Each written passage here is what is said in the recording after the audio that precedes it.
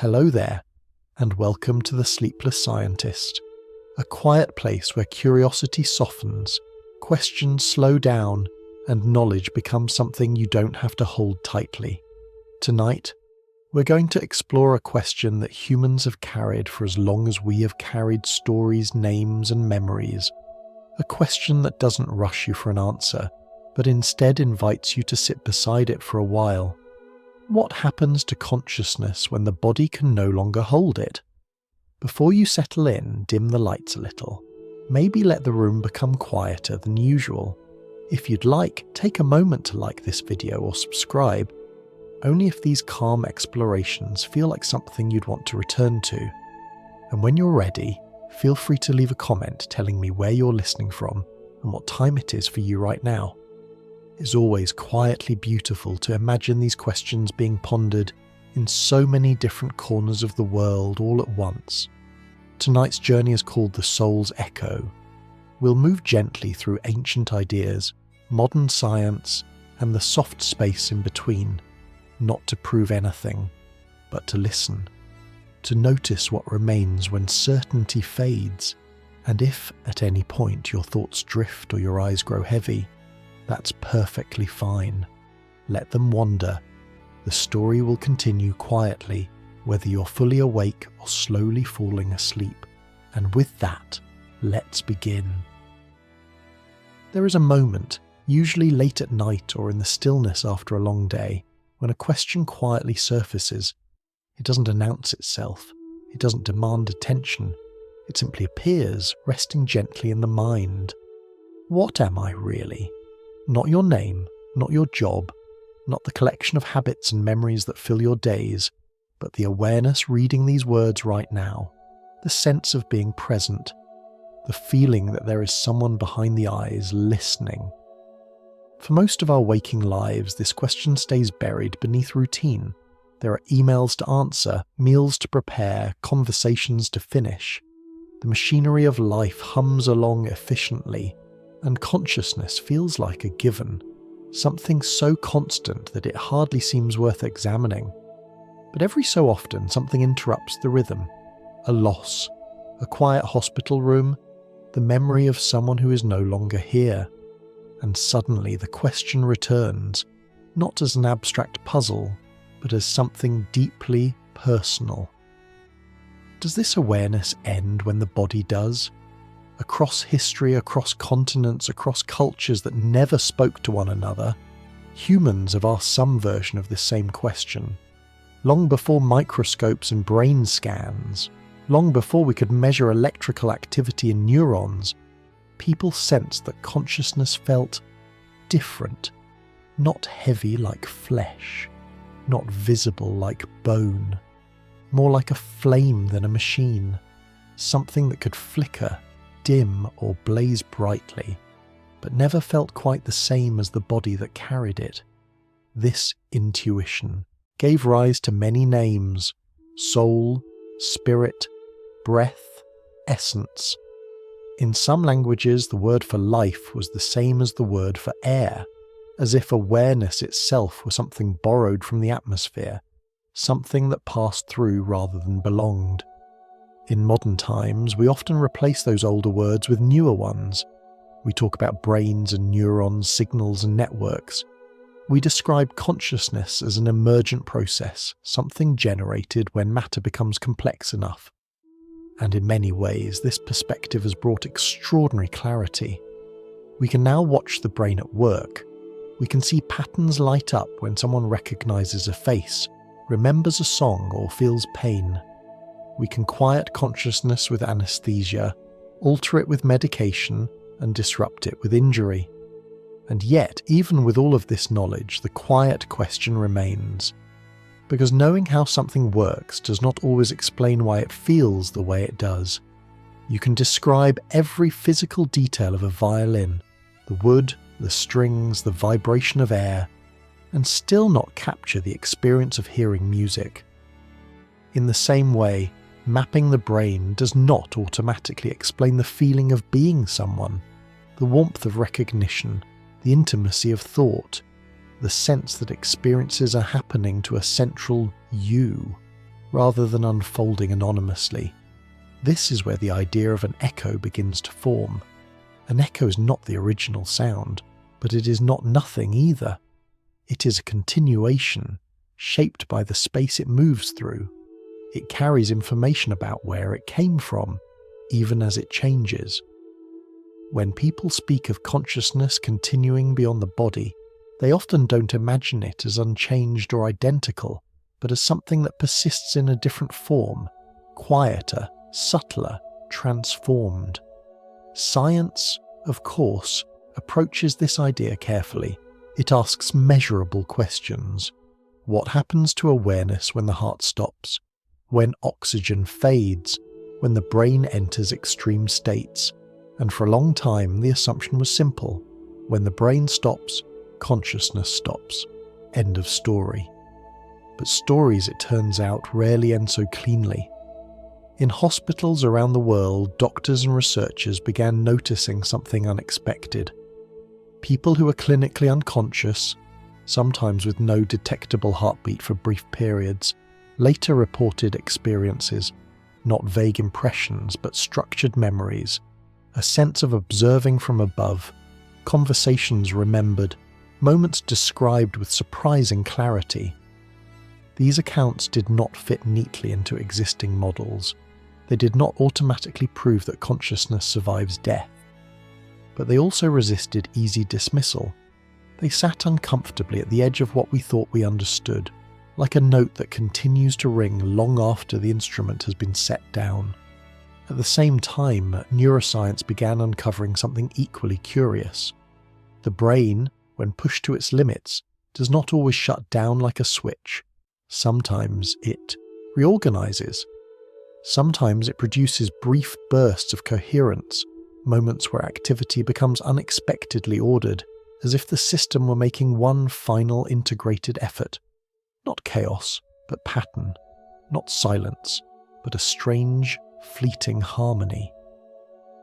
These findings don't answer the question. They don't tell us whether consciousness truly continues beyond the body's veil. But they do something just as important. They reopen the conversation. They remind us that the line between presence and absence, between here and gone, may be softer than we once believed, less like a wall, more like a shoreline, where waves come and go, leaving traces behind. Tonight, we're not here to force a conclusion. We're here to listen to ancient whispers, modern measurements, and the spaces where they overlap. To explore whether consciousness is merely a byproduct of biology, or whether it is something more fundamental, something woven into the fabric of reality itself. And as we move forward, gently and without hurry, it may help to keep one thought in mind. The value of this question does not depend on the answer. The act of asking it, of wondering what we are and whether anything of us remains, is itself one of the most human things we do, and that perhaps is where the echo truly begins. There is a particular stillness that arrives when a room falls silent after a final breath. Not the everyday quiet of an empty house, but a deeper pause, as if the world itself hesitates for a moment. In that space, many people notice something unexpected. Alongside grief and disbelief, there is often a question that feels heavier than words. Where did they go? Modern life does not give us many opportunities to sit with this question. Death is frequently moved out of sight, managed by professionals, softened by language. We say someone has passed, or that they are no longer with us, as if careful phrasing might protect us from the weight of what has happened. In doing so, we often avoid looking directly at the moment when breath fades and the body grows still. Yet it is precisely there, at that boundary, that curiosity quietly gathers. From a medical perspective, death seems straightforward at first. The heart stops beating, breathing ceases, blood no longer carries oxygen where it is needed. But when doctors and scientists look more closely, the simplicity begins to dissolve. The body does not shut down all at once. different systems fail at different speeds. Cells respond in their own time, and the brain, the organ most closely tied to our sense of self, occupies a particularly uncertain position in this process. For much of the 20th century, the prevailing assumption was that consciousness depends entirely on continuous brain activity. When the brain loses oxygen, awareness disappears almost immediately. From this viewpoint, the end of consciousness should be swift and absolute, like a light switched off. But real bodies, it turns out, do not always follow clean metaphors. In emergency rooms and intensive care units, clinicians began noticing something that complicated this picture. People who had been resuscitated after cardiac arrest sometimes described experiences that seemed to occur during the period when, by standard measures, they should not have been conscious at all. These reports were not always dramatic or mystical. Sometimes they were quiet, observational, a sense of floating, hearing voices, feeling an unusual calm. For science, this created a delicate challenge. Personal experiences are meaningful, but they are also shaped by memory, stress, and expectation. Researchers had to ask careful questions. When exactly did these experiences occur? Could they have formed as the brain was shutting down, or as it was restarting? Were they dreams, hallucinations, or something else entirely? To explore this, scientists began paying closer attention to the timing of death itself. They distinguished between different states. Clinical death refers to the moment when the heart stops and breathing ceases. Biological death unfolds more slowly, as cells and tissues begin to deteriorate. Brain death, defined by the irreversible loss of brain function, follows its own criteria and timeline. This distinction matters because it reveals something subtle but important. There is a window, sometimes brief, sometimes longer than expected, where the body is no longer functioning in its usual way, yet the brain has not fully fallen silent. It is within this window that many of the most puzzling reports seem to arise. At the same time, neuroscience began uncovering surprising patterns in brains under extreme stress. Rather than descending smoothly into inactivity, the brain can exhibit short periods of organization, moments when activity becomes unusually synchronized. Instead of fading gradually, awareness may fragment, fluctuate, or briefly intensify before dissolving. To imagine this, it may help to think of a city during a power outage. Most lights go dark, but a few neighborhoods glow unexpectedly bright for a short time as backup systems engage. The city is not fully alive, but it is not entirely dark either. Something similar may occur in the brain as it approaches its limits. None of this proves that consciousness survives death. Science remains cautious here, and rightly so. But these findings challenge the idea that awareness vanishes instantly and completely at the moment the heart stops. They suggest that the boundary between being conscious and being unconscious is not a sharp line, but a gradual slope. This uncertainty has emotional weight. For those who sit beside a loved one in their final moments, it raises gentle questions. Is there still some form of awareness present? Can the dying person hear comforting words, feel a hand being held? Medicine cannot answer these questions with certainty, but the possibility alone changes how many people choose to be present. At the end, grief too is shaped by this ambiguity. When someone dies, what we mourn is not just the loss of their body, but the absence of their presence, their way of noticing the world, their particular perspective. And because consciousness feels so central to who a person is, its disappearance feels more unsettling than any physical change. This may be why the idea of persistence holds such power. Not necessarily persistence in the sense of full continuation, but in the sense that something meaningful does not simply evaporate. Like warmth lingering in a room after a fire has gone out, or a melody that continues to echo in the mind after the last note has been played. Across cultures, people have used many images to describe this transition: a crossing, a sleep, a return, a veil.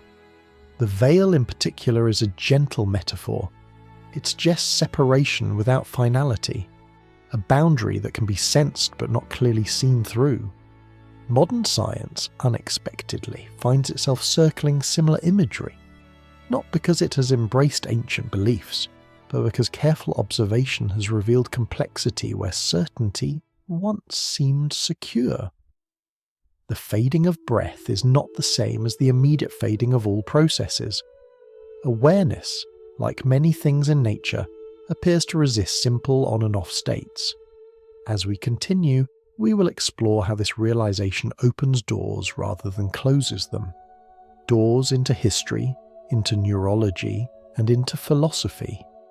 Doors that invite us to consider whether consciousness is merely a temporary arrangement of matter, or whether it participates in something larger, something that does not depend entirely on the body that hosts it. For now, it is enough to sit with the question as it is. When the breath fades, does awareness fade too? Or does it linger quietly, like an echo waiting for the space to reveal its shape? When we speak about death, we often do so as if it were a single, unmistakable moment. 1 second a person is here, the next they are gone. A clear line, neatly drawn. And for everyday life, this way of thinking is understandable. It helps us make sense of loss. It gives shape to grief. It allows rituals to begin and endings to feel complete. But when medicine looks closely, that clear line begins to blur. In hospitals, death is not always experienced as a sudden event. It is more often observed as a process, unfolding in stages, each with its own rhythm. The heart may stop, but the body does not instantly become still in every sense. Cells continue their quiet work for a time. Chemical balances shift. Electrical patterns fade gradually rather than vanishing all at once. This is why modern medicine uses several different definitions of death, each serving a specific purpose. Clinical death refers to the point when the heart has stopped beating and breathing has ceased. From the outside, this looks like the end, but inside the body much is still happening. With prompt intervention, circulation can sometimes be restored and life resumes its familiar pattern. Biological death describes the point at which cells and tissues have been deprived of oxygen for so long that they can no longer recover. This takes time. Minutes stretch into irreversible change. The body crosses a threshold from which it cannot return. Brain death, perhaps the most complex definition, focuses on the permanent loss of all brain function.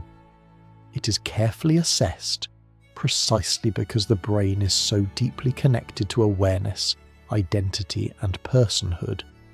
When brain death is declared, it means there is no capacity for consciousness to return, even if machines continue to support the body.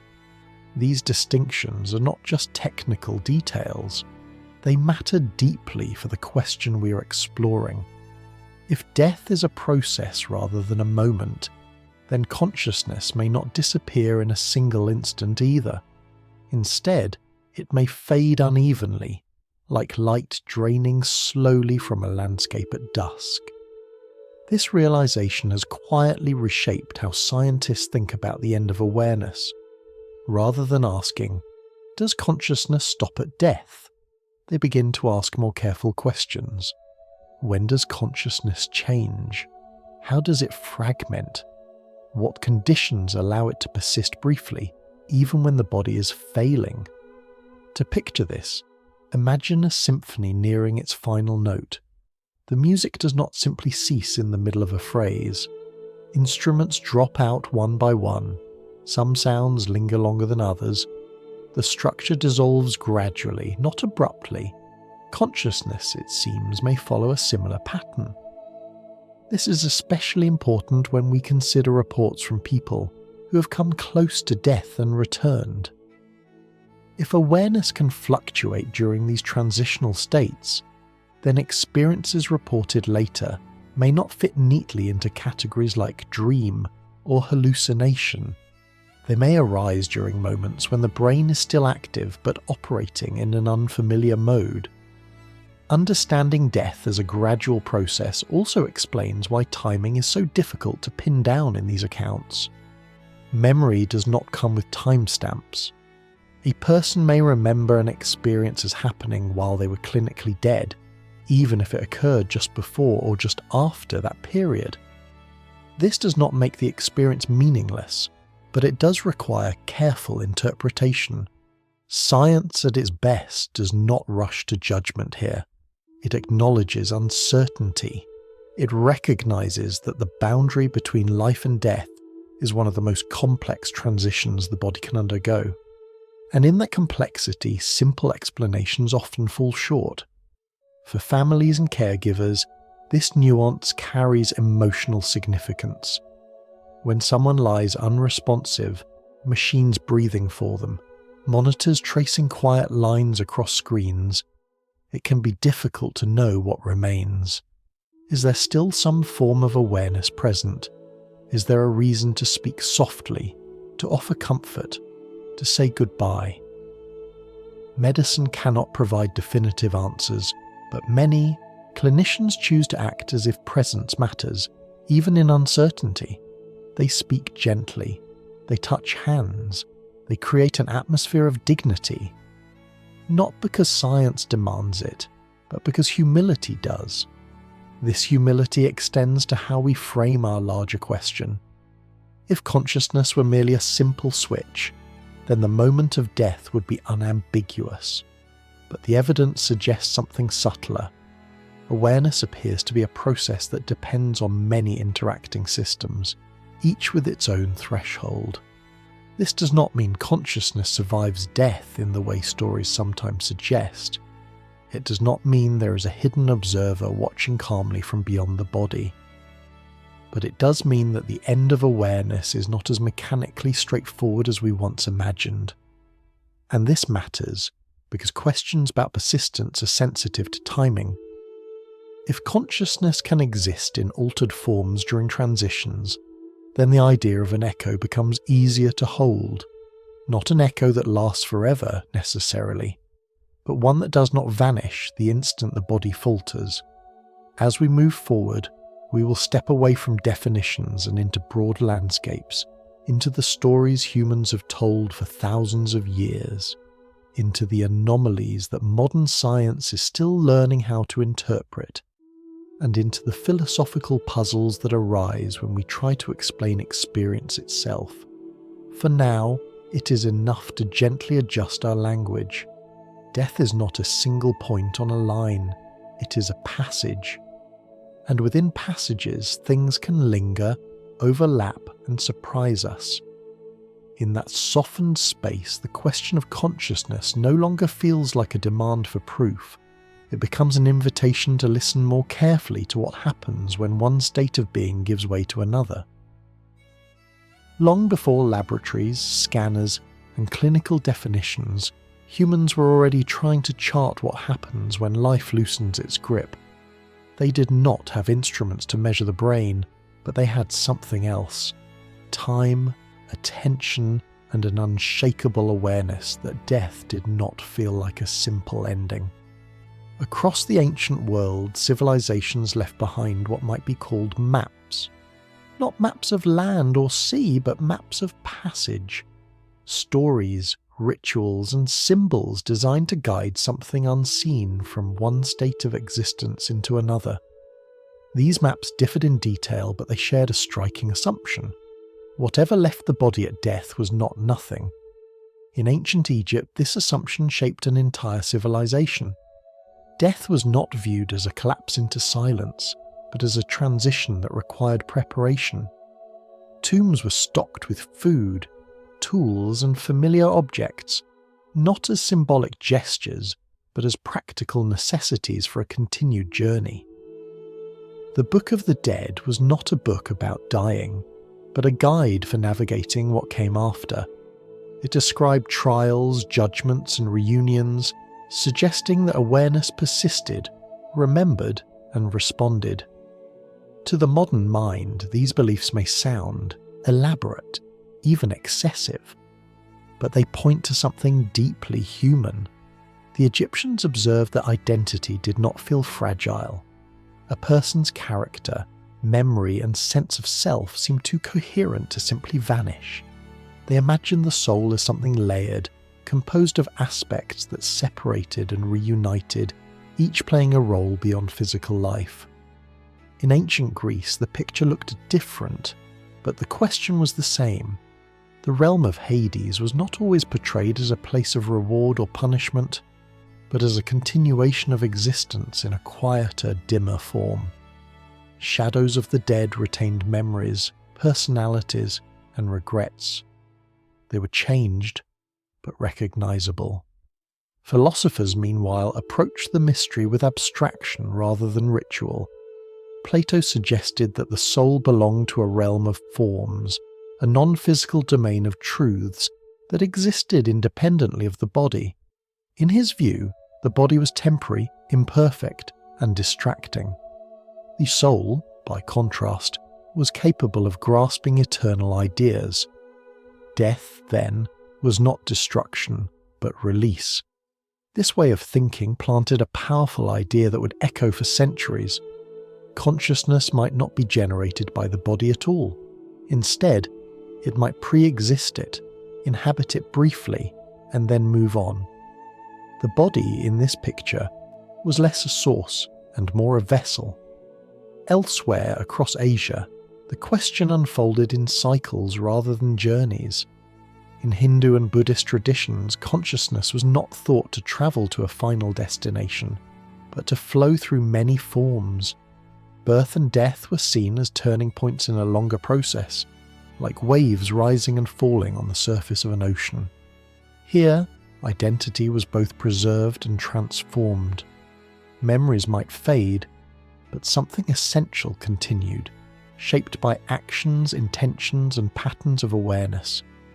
Death was not a door that closed, but a curve in a much larger path. Indigenous cultures around the world developed their own understandings, often grounded in close relationships with land and ancestry. For many, the dead did not depart to a distant realm at all. They remained present, woven into the rhythms of daily life. Ancestors were consulted, honoured, and felt. The boundary between the living and the dead was permeable, maintained through ritual, storytelling, and care. From a modern perspective, it is tempting to group all of these ideas under the label of belief and move on. But doing so misses an important point.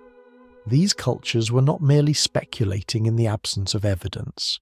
They were responding to experience as they understood it. Dreams of the dead, moments of felt presence, the persistence of memory and influence long after physical absence. In many cases, these experiences were not interpreted as supernatural events, but as natural parts of a world where consciousness was not confined to the body alone.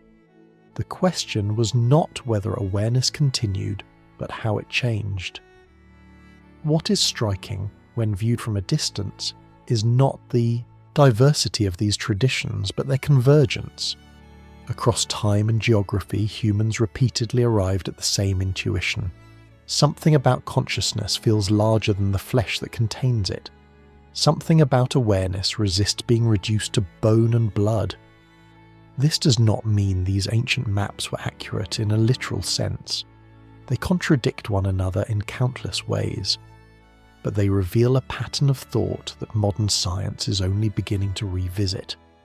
The idea that consciousness might be fundamental rather than incidental, that it might participate in reality in a way that matter alone does not fully explain. It is also worth noting that many of these traditions did not fear death in the way modern society often do. Death was familiar, present, integrated into life. Children grew up hearing stories of what lay beyond, not as threats, but as continuations. The unknown was not empty. It was populated with meaning. As centuries passed and scientific thinking rose to prominence, these ancient frameworks began to fade from everyday life. Explanations grounded in measurement replaced those grounded in myth, and for good reason. Science brought extraordinary advances, extending life and reducing suffering in ways ancient cultures could not imagine. Yet, in the process, something else happened. The language of continuation quietly disappeared. Death became an error to be fixed, a failure of the system rather than a passage to be understood. Consciousness was increasingly framed as a byproduct of the brain, destined to vanish when the machinery stopped. And still, the old questions refused to disappear. They lingered in art, in philosophy, in private moments of reflection. And now, unexpectedly, they have begun to reappear at the edges of scientific inquiry itself. Not as myths to be revived, but as hypotheses to be examined. Not as certainties, but as possibilities. As we move forward, we will see how modern research, armed with tools ancient cultures never had, is beginning to encounter puzzles that echo these old intuitions, not because the ancients were secretly doing neuroscience, but because they were attentive to aspects of experience that cannot be fully captured by measurements alone. The maps they drew may not tell us where consciousness goes, but they remind us that asking the question is not a modern indulgence. It is human inheritance, and like all inheritances, it shapes us whether we acknowledge it or not. If the ancient civilizations of the West imagined consciousness as a journey, many cultures of the East imagined it as a rhythm. Not a straight line with a beginning and an end, but a movement that repeats, bends, and returns, like seasons that never truly disappear, only change their form. In these traditions, the question was rarely, does consciousness survive death? That was often taken for granted. The deeper question was how it continues and what shape it takes along the way. In Hindu philosophy, consciousness is not something created at birth and destroyed at death. It is described as something older, more fundamental, temporarily associated with a body the way a traveller might rest in an inn. The body changes, ages, and eventually fails, but the awareness that animates it is understood as part of a much larger flow. Life and death become chapters in a longer story rather than the story itself. This idea is often explained through images rather than arguments. A person changes clothes but remains the same person. A flame lights one candle from another without the fire itself being diminished. Consciousness, in this view, moves from form to form, shaped by experience but not erased by physical endings. Buddhist traditions approach the idea from a slightly different angle. Instead of focusing on a permanent soul, they emphasize continuity without a fixed center. Consciousness is described as a stream, constantly changing, never identical from one moment to the next, yet recognizably continuous. Death, then, is not the destruction of a self, but a redirection of this stream. To modern ears, this can sound paradoxical. How can something continue without a stable identity? The answer lies in everyday experience. You're not exactly the same person you were as a child. Your thoughts, memories, and even your sense of self have shifted many times, and yet there is an undeniable feeling of continuity. The past flows into the present, shaping it without remaining frozen in place. In this way, Eastern philosophies quietly anticipated a question that modern neuroscience still wrestles with. Is consciousness a thing, or is it a process? Is it something we have, or something that happens? Across Asia, these ideas were not confined to abstract thought. They shaped daily life. How one treated others, how one approached suffering, how one faced death itself. If consciousness continues in some form, then actions matter beyond immediate outcomes. Compassion becomes practical. Awareness becomes something to be cultivated, not merely enjoyed. Indigenous culture across the world arrived at their own versions of continuity, often grounded in relationships rather than metaphysics. For many indigenous peoples, the dead were not gone. They remained present as ancestors, guiding, protecting, and sometimes warning the living. Their consciousness was not imagined as drifting in an abstract realm, but as embedded in land, community, and memory. In these traditions, identity extended outward. A person was not just an individual, but part of a lineage, a landscape, a story that stretched backward and forward through time. Death altered the form of participation, but not the participation itself. What is remarkable is how naturally these ideas fit into everyday life. There was no sharp division between the sacred and the ordinary. Speaking to ancestors, honouring the dead, sensing their presence in moments of decision was not considered extraordinary. It was simply how the world worked. From a modern scientific perspective, these beliefs are often explained as cultural responses to grief and uncertainty. And there is truth in that. Humans seek meaning, especially in the face of loss.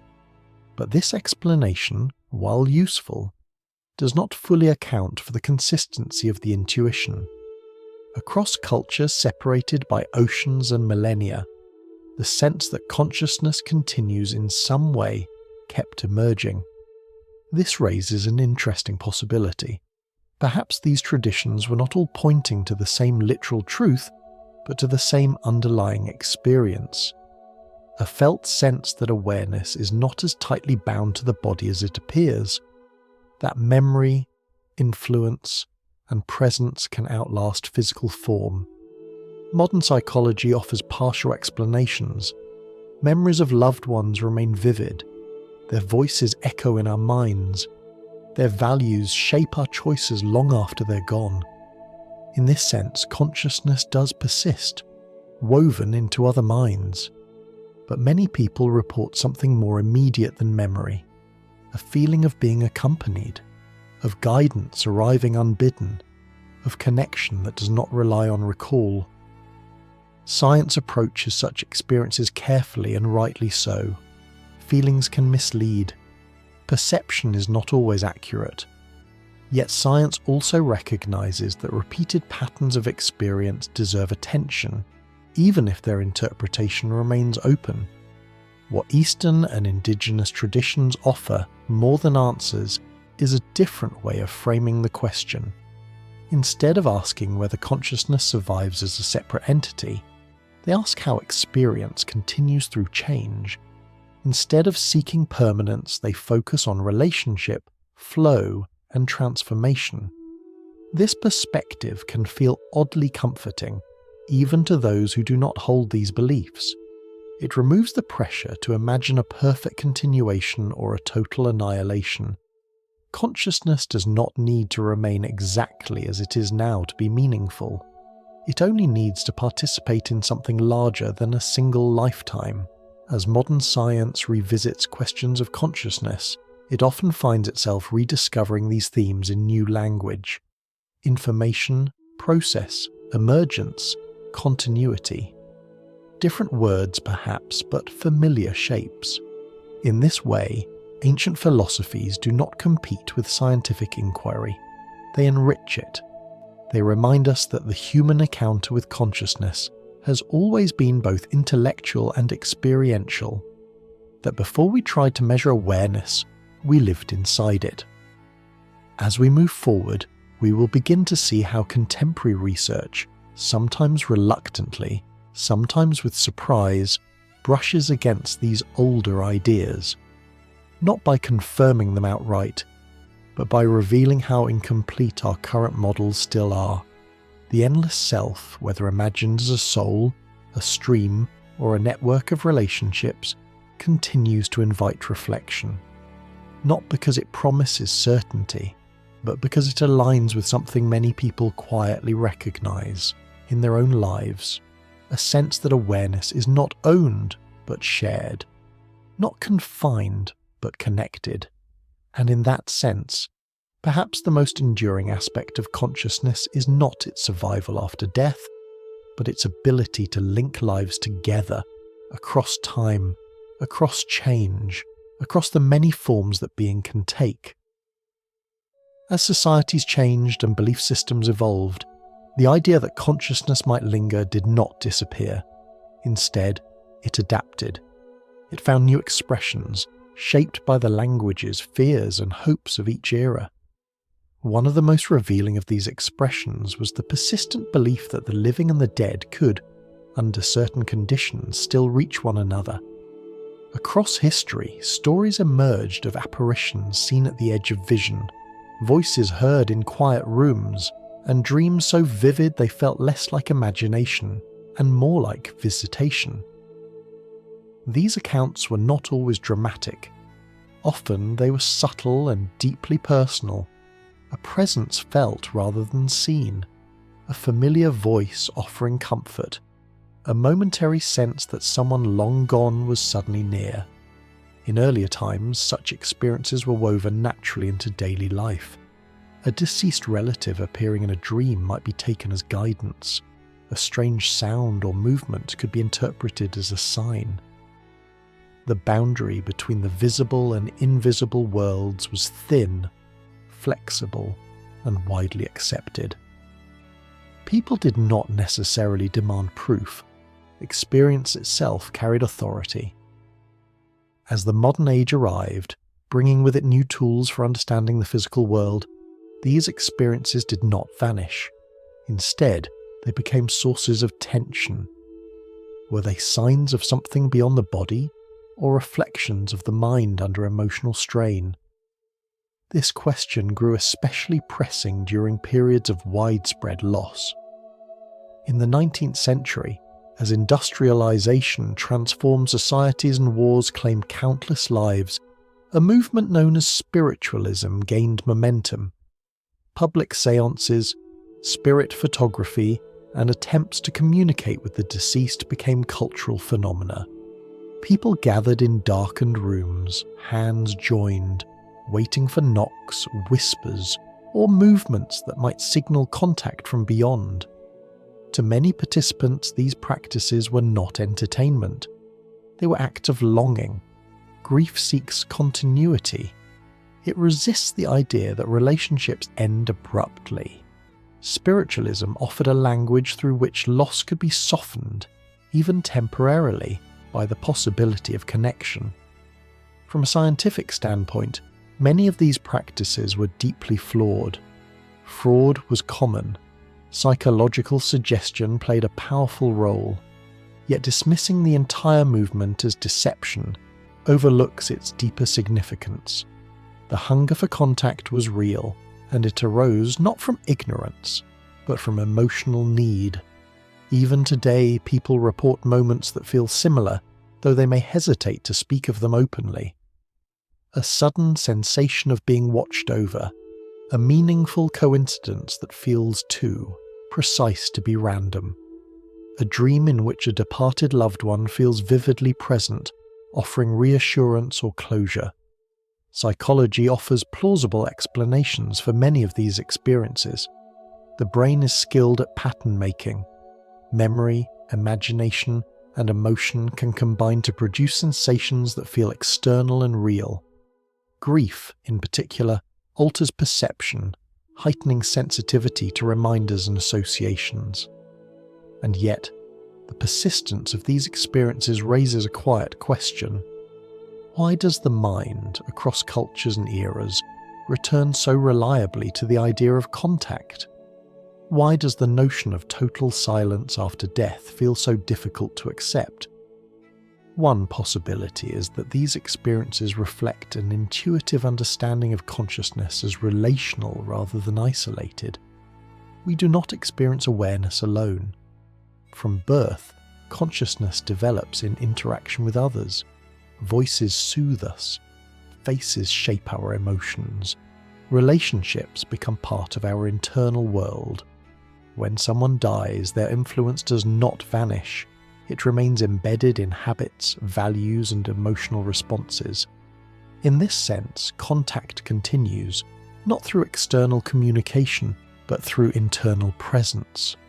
The dead live on within the living, shaping thoughts and choices in ways that feel immediate. But for many people, this explanation feels incomplete. The experiences they describe carry a sense of otherness, of something arriving rather than being generated. Science approaches such claims cautiously, but it does not deny their impact. What matters is not only whether the experience can be explained, but how it shapes the person who has it. In recent decades, technology has introduced new forms of attempted contact.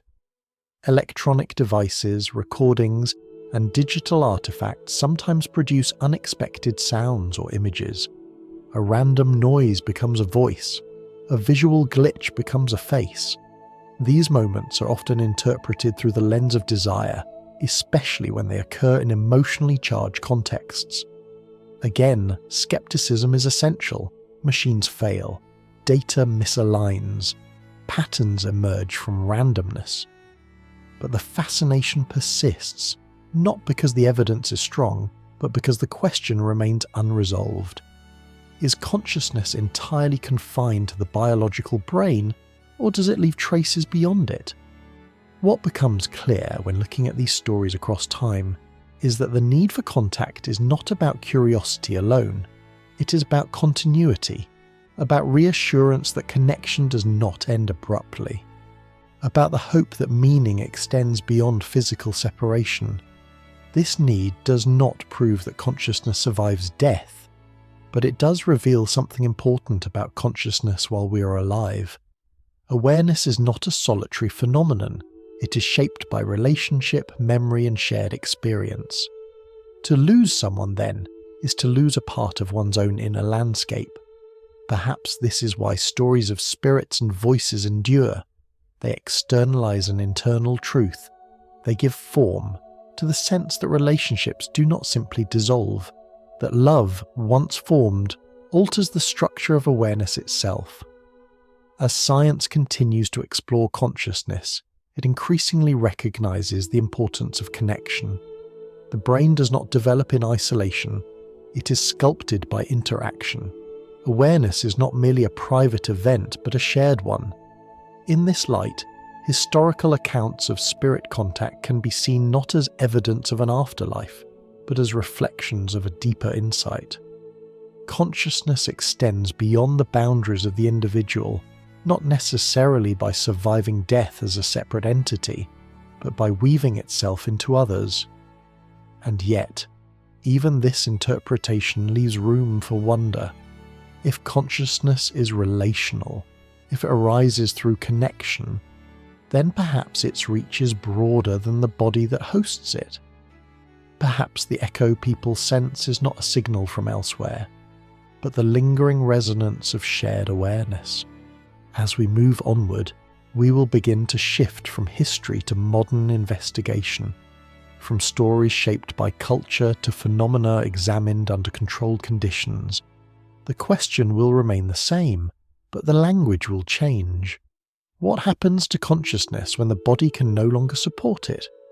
For now, it is enough to recognize that the desire for contact is not a weakness or a superstition. It is a natural expression of how deeply consciousness is intertwined with connection, and whatever lies beyond the veil, that truth remains.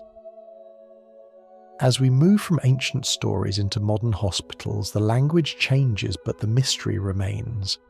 The quiet rooms are no longer lit by candles but by monitors and screens. The witnesses are no longer priests or elders, but doctors, nurses, and researchers. And yet, again and again, a familiar kind of story begins to surface. These are the accounts now known as near-death experiences. They are not rare in the way one might expect. Across different countries, cultures, and belief systems, people who come close to death sometimes report strikingly similar experiences. Many describe a sense of leaving the body, often accompanied by a feeling of calm rather than fear. Some speak of moving through darkness toward light. Others recall encountering presences that feel welcoming, familiar, or deeply meaningful. Time may seem distorted, stretched, or absent altogether. What makes these accounts so intriguing to researchers is not just their emotional power, but their consistency. Individuals who had never heard of near-death experiences before sometimes describe the same core elements as those who had. Children report patterns similar to adults. People with no spiritual background recount experiences that echo ancient imagery.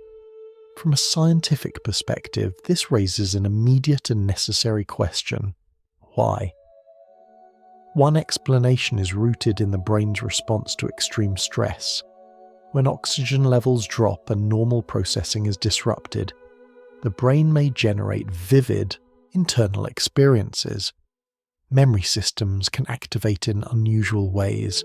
Sensory boundaries may blur. The feeling of leaving the body could arise from disruptions in the brain's ability to integrate signals about position and movement. These explanations are plausible, and they are supported by what we know about how the brain behaves under pressure, but they do not fully account for the pattern itself. Why do these experiences often feel more real than dreams? Why do they leave such a lasting impression? And why do they sometimes alter a person's values and behaviour for years afterward? Many people who report near-death experiences describe them as clearer than ordinary waking life. Colours feel more vivid, thoughts feel more ordered, emotions feel profound yet stable. Even when the experience is brief, its impact can be enduring. People often report reduced fear of death, increased compassion, and a stronger sense of meaning. From a neurological point of view, this is unexpected. If these experiences were simply chaotic hallucinations, one might expect confusion, fragmentation, or distress. Instead, many accounts emphasize coherence and clarity. This has led researchers to study near-death experiences carefully, without rushing to conclusions. Large-scale studies have collected testimonies from patients who were resuscitated after cardiac arrest.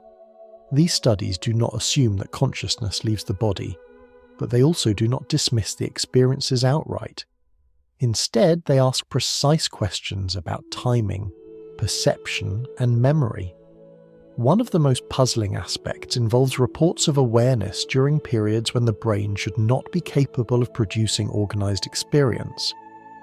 In some cases, individuals describe events that occurred around them while they were unresponsive. Conversations, actions, details of the environment. Science approaches these claims cautiously. Memory can be reconstructed after the fact. Information can be inferred unconsciously. And yet, when descriptions match external events with unexpected accuracy, the questions deepen rather than disappear. It is important to be clear here. Near-death experiences do not provide proof that consciousness exists independently of the brain. They do not demonstrate survival after death. What they do demonstrate is that our current understanding of consciousness is incomplete. They show us that under certain conditions, awareness can arise in forms that do not align neatly with our expectations. That the relationship between brain function and subjective experience is more flexible than once believed. Some researchers suggest that these experiences occur during the brain recovery phase, as oxygen returns and activity resumes. In this view, the experience feels as though it occurred during unconsciousness, even if it was actually formed moments later. This explanation may account for some cases, but it does not resolve all of them. Others note that the content of near-death experiences often lacks the confusion typical of dreams or delirium. Instead of disjointed imagery, there is often a sense of narrative, of sequence. Something happens and it unfolds with internal logic. This raises a subtle but important distinction. The brain is capable of producing many kinds of altered states, But not all altered states feel the same. Some feel fragmented, others feel integrated.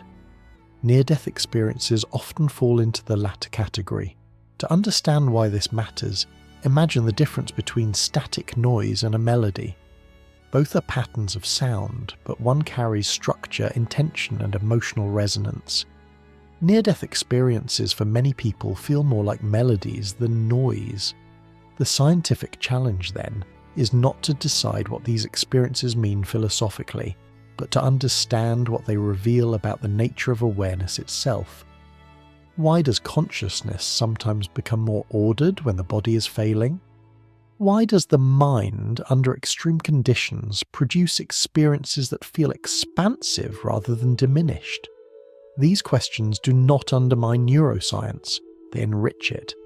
They push researchers to refine models of how consciousness arises, how it is sustained, and how it can change. They also invite humility. The human brain is the most complex system we know of, and consciousness is its most elusive feature. Near-death experiences remind us that even in moments when we expect awareness to disappear, it can surprise us. For the individual who has such an experience, the effect is often deeply personal. For science, the effect is quieter, but equally profound.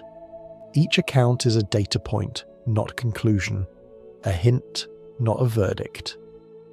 As we continue, we will explore how modern neuroscience tries to explain these moments, what it can explain well, and where it still struggles. We will look at what happens in the brain near the edge of life, and how those findings intersect with the stories people bring back. For now, it is enough to acknowledge that near-death experiences exist, that they are reported across cultures, and that they resist simple categorization. They linger in the scientific conversation much like echoes linger in a vast space, not loud enough to dominate, but persistent enough to demand attention. And in that persistence, they quietly ask us to listen more carefully to what consciousness may be capable of, especially when the body is at its limits.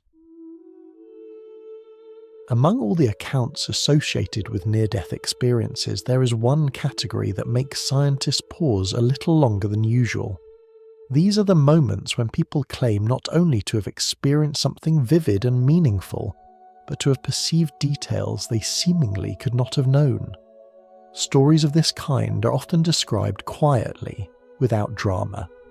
A patient recalls hearing a specific conversation while medical staff believe them to be unconscious.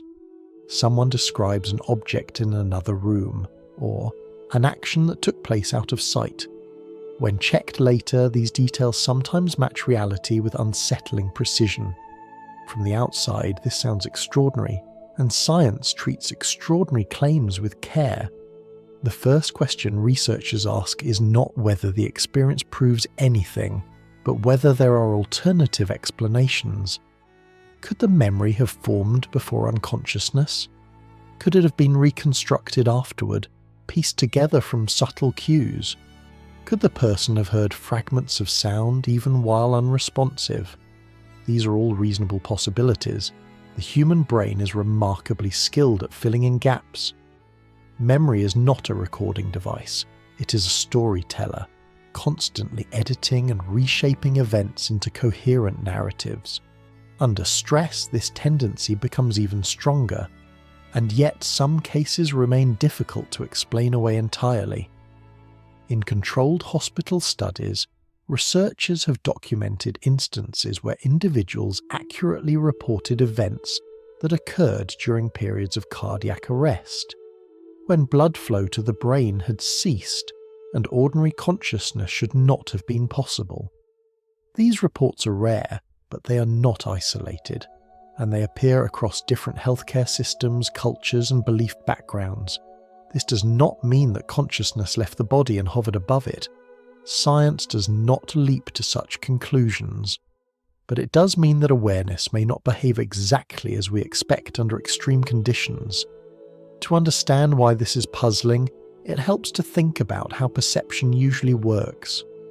Under normal circumstances, awareness depends on a constant stream of sensory information. Eyes receive light, ears receive sound. The brain integrates these signals into a unified experience of the world. When this integration breaks down, perception becomes confused or fragmented. But in some near-death reports, the opposite seems to occur. Instead of fragmentation, people describe clarity. Instead of confusion, they recall organized scenes. Instead of fading awareness, they describe expanded perspective. One way scientists approach this puzzle is by questioning assumptions about timing. It is possible that these experiences did not occur during the deepest point of unconsciousness, but during brief windows as the brain was shutting down or restarting. Even a few seconds of partial awareness could be enough to form a memory that later feels much longer and more detailed. This explanation likely accounts for many cases, but not all. In a small number of reports, the described details involve information that could not easily have been inferred from context. A specific object placed out of view, an action performed silently, a sequence of events that occurred while the person was fully unresponsive. Again, these cases do not prove that consciousness exists independently of the brain, but they do challenge a simple, one-directional model where awareness always follows predictable, neurological rules. It may be that our understanding of unconsciousness itself is incomplete. The term suggests absence, but in reality it may describe a state where awareness is altered, inaccessible, or operating outside the channels we usually recognize. Imagine a radio tuned between stations. To an external observer, it produces only static, but that does not mean signals are absent. They're simply not being received in a clear, familiar way. This analogy is not meant as a claim, but as a way to soften the conceptual landscape. Consciousness may not vanish so much as change its mode of expression. Researchers are careful to separate what can be verified from what remains subjective.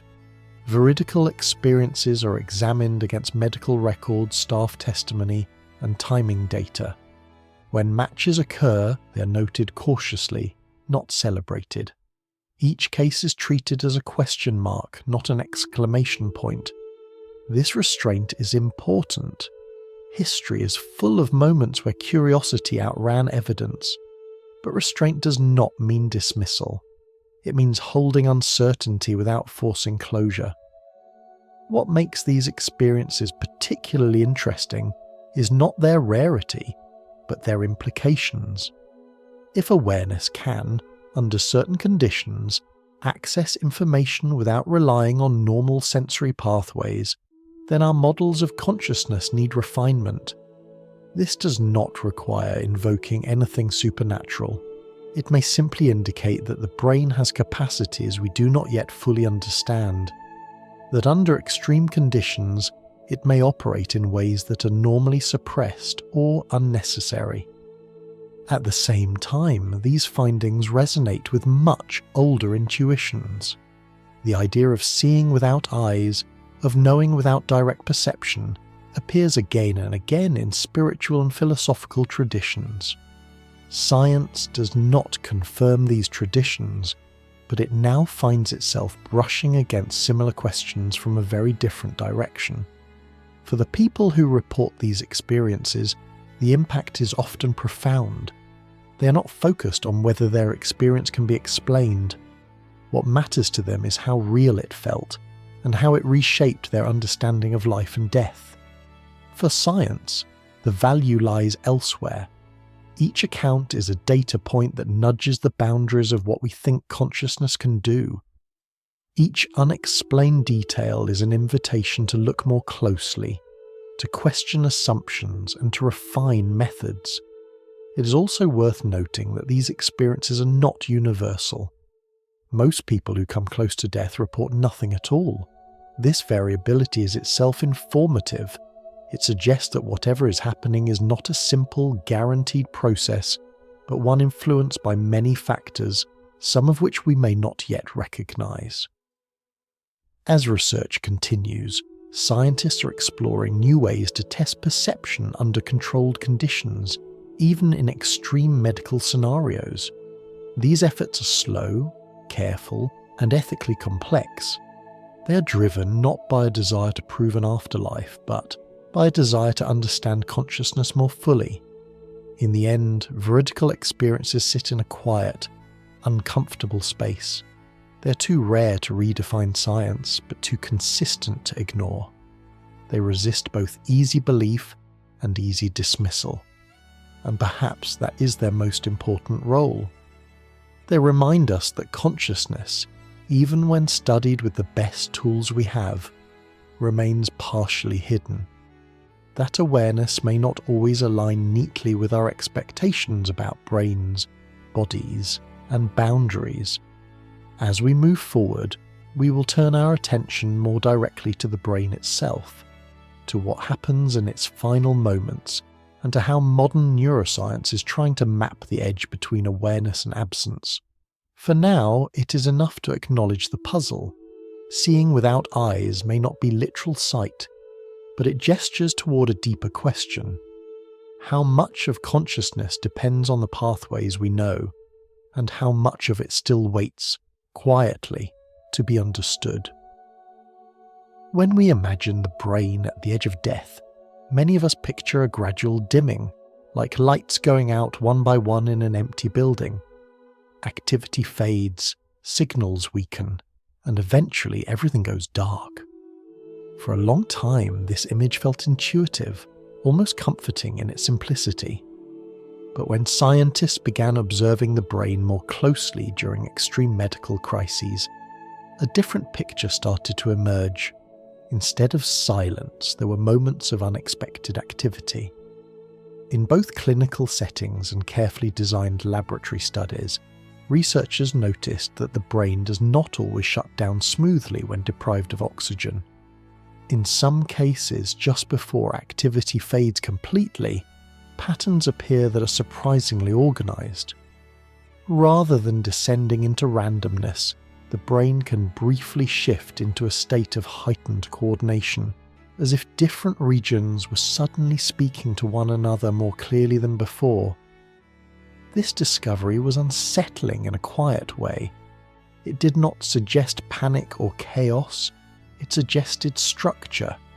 To understand why this matters, it helps to recall how consciousness usually works. Under normal conditions, awareness depends on communication. Different parts of the brain exchange information, combining sensation, memory, emotion, and meaning into a single experience. When this communication breaks down, consciousness fragments. Under anesthesia, for example, the brain remains active, but its conversations fall out of sync. Awareness dissolves. What researchers observed near the edge of death appeared different. Instead of falling apart, some brain activity briefly came together. This does not mean that the brain suddenly becomes fully conscious again. It does not mean a dying person is thinking clearly in the way they might while awake. But it does suggest that the brain, when pushed to its limits, may enter unusual states that do not resemble ordinary unconsciousness. A helpful way to picture this is to imagine a crowd leaving a theatre after a performance.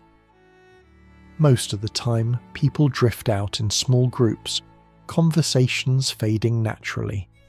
But occasionally, just before the doors close, everyone pauses at once, drawn together by a shared moment. The performance is ending, yet something briefly unifies the space. In the brain, this moment of unity may allow experiences to form that feel coherent and meaningful, even if they are short-lived. It may help explain why some near-death experiences feel vivid rather than confused, structured rather than chaotic. Importantly, these observations do not come from guesswork or storytelling. They come from measurements of electrical patterns in the brain. These patterns are not thoughts themselves, but they offer clues about how different regions interact. When interaction increases, the possibility for integrated experience increases as well. Of course, translating electrical activity into subjective experience is not straightforward. A pattern on a screen does not tell us what, if anything, a person is experiencing. Science must remain careful here. Correlation is not explanation. But patterns matter, especially when they appear consistently under similar conditions. What makes these findings particularly intriguing is their timing. The moments of increased organisation often appear just before the brain's activity declines beyond recovery. Not at the beginning of crisis, but near the end, as if the system, facing its final limits, briefly reorganises itself. Some scientists suggest that this could be a natural response to extreme stress. The brain may be releasing stored energy, activating networks that are usually quiet, or losing inhibitory controls that normally keep activity balanced. In this view, the experience is not purposeful, but emergent.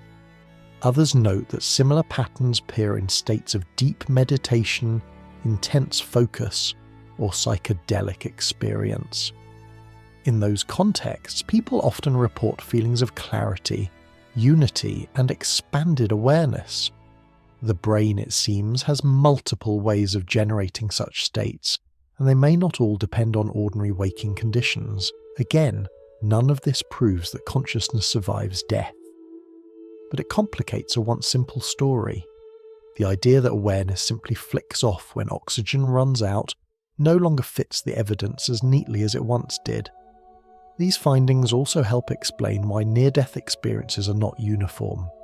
If the brain's response to crisis varies from person to person, then the resulting experiences would vary as well. Some brains may reorganize briefly, producing vivid experiences. Others may not. Variability, in this case, is not a flaw. It is a clue. For those who have never experienced anything like a near-death state, this research may feel distant, but its implications extend beyond extreme cases. It reminds us that consciousness is not a static property. It is dynamic, sensitive to context, and capable of shifting into unfamiliar modes. This has ethical significance too. If awareness can persist or fluctuate near the end of life, then the way we care for dying individuals matters deeply. Words spoken, music played, the presence of loved ones. These may register in ways we do not fully understand. Many clinicians already act on this intuition, choosing compassion over certainty. From a broader perspective, the dying brain challenges us to rethink what consciousness is for. Perhaps it is not merely a tool for survival, switched off when no longer useful.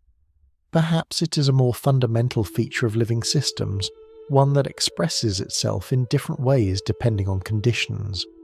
This idea begins to bridge the gap between ancient intuitions and modern observation. The ancients spoke of transitions and thresholds. Neuroscience now speaks of altered states and reorganized networks, different languages, similar landscapes. As we move forward, the focus will shift from what happens at the edge of death to what consciousness is in everyday life.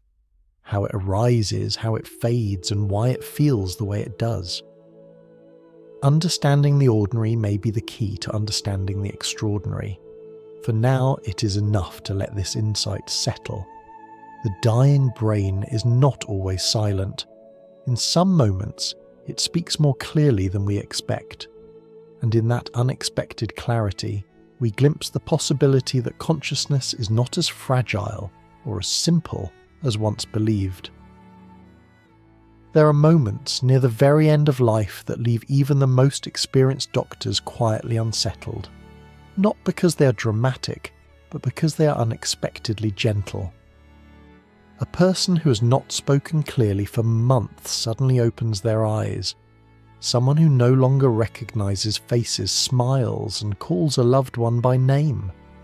A patient whose mind seemed lost returns, briefly, as if stepping back into the room one last time.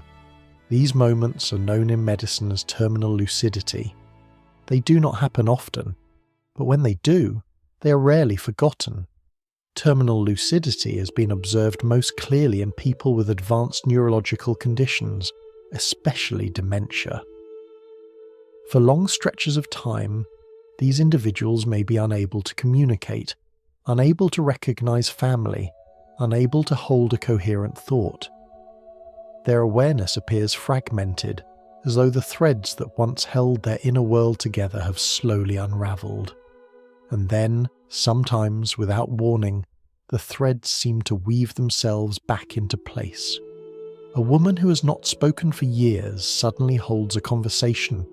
A man who has been confused and withdrawn becomes calm and focused.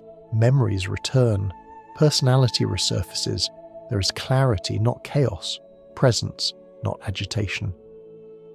And within hours, sometimes days, the body follows its final course.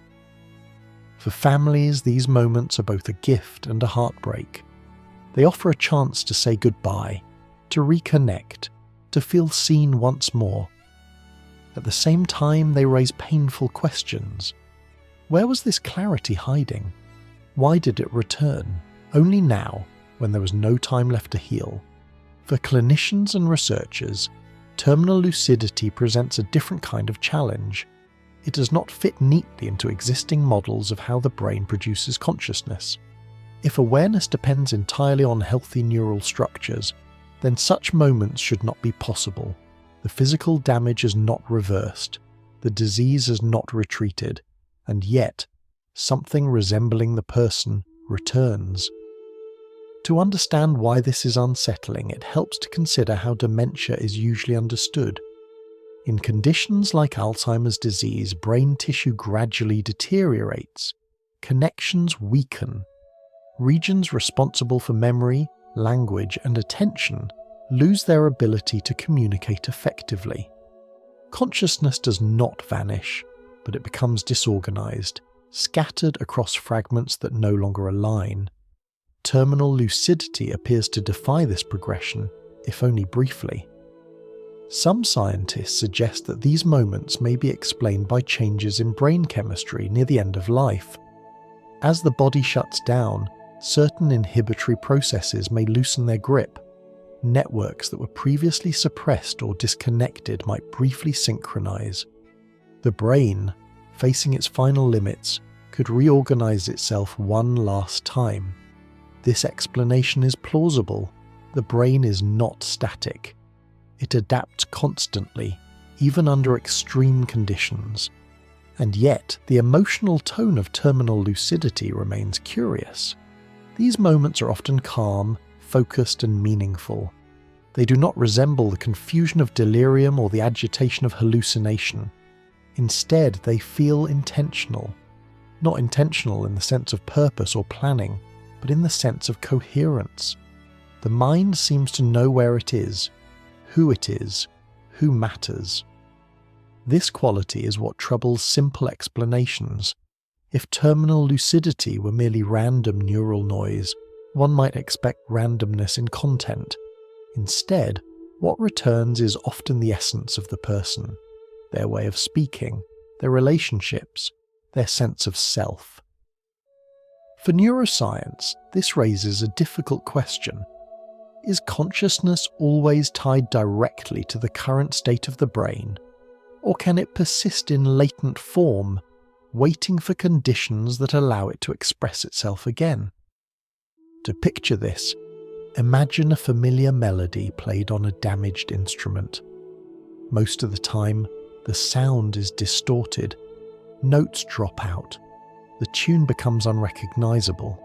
But under certain conditions, perhaps when the strings are briefly tightened or the air changes, the melody emerges clearly once more. The instrument has not been repaired, yet the music returns. This analogy does not prove anything about consciousness beyond the brain, but it captures the mystery of terminal lucidity more accurately than mechanical metaphors alone. Something essential seems to reappear, even when the structure meant to support it remains compromised. From a clinical perspective, these moments have practical implications. They remind caregivers and families that awareness may still be present, even when it is difficult to detect. They encourage gentler care, quieter voices, and continued respect for personhood until the very end. From a philosophical perspective, terminal lucidity quietly challenges the idea that consciousness is simply destroyed by damage. If awareness can return without physical repair, then the relationship between brain and mind may be more flexible than we assume. It is important to be careful here. Terminal lucidity does not demonstrate that consciousness exists independently of the brain. It does not show that the mind survives death. What it shows is that our current models do not fully account for how consciousness can disappear and reappear under extreme conditions. This realization opens a narrow but significant space for curiosity. It suggests that consciousness may not be entirely reducible to the moment-by-moment state of neural tissue, that it may have a kind of resilience or memory or pattern that can reassert itself when circumstances allow. For families, these moments often become sacred memories. A final conversation, a shared laugh, a look that says everything words no longer can.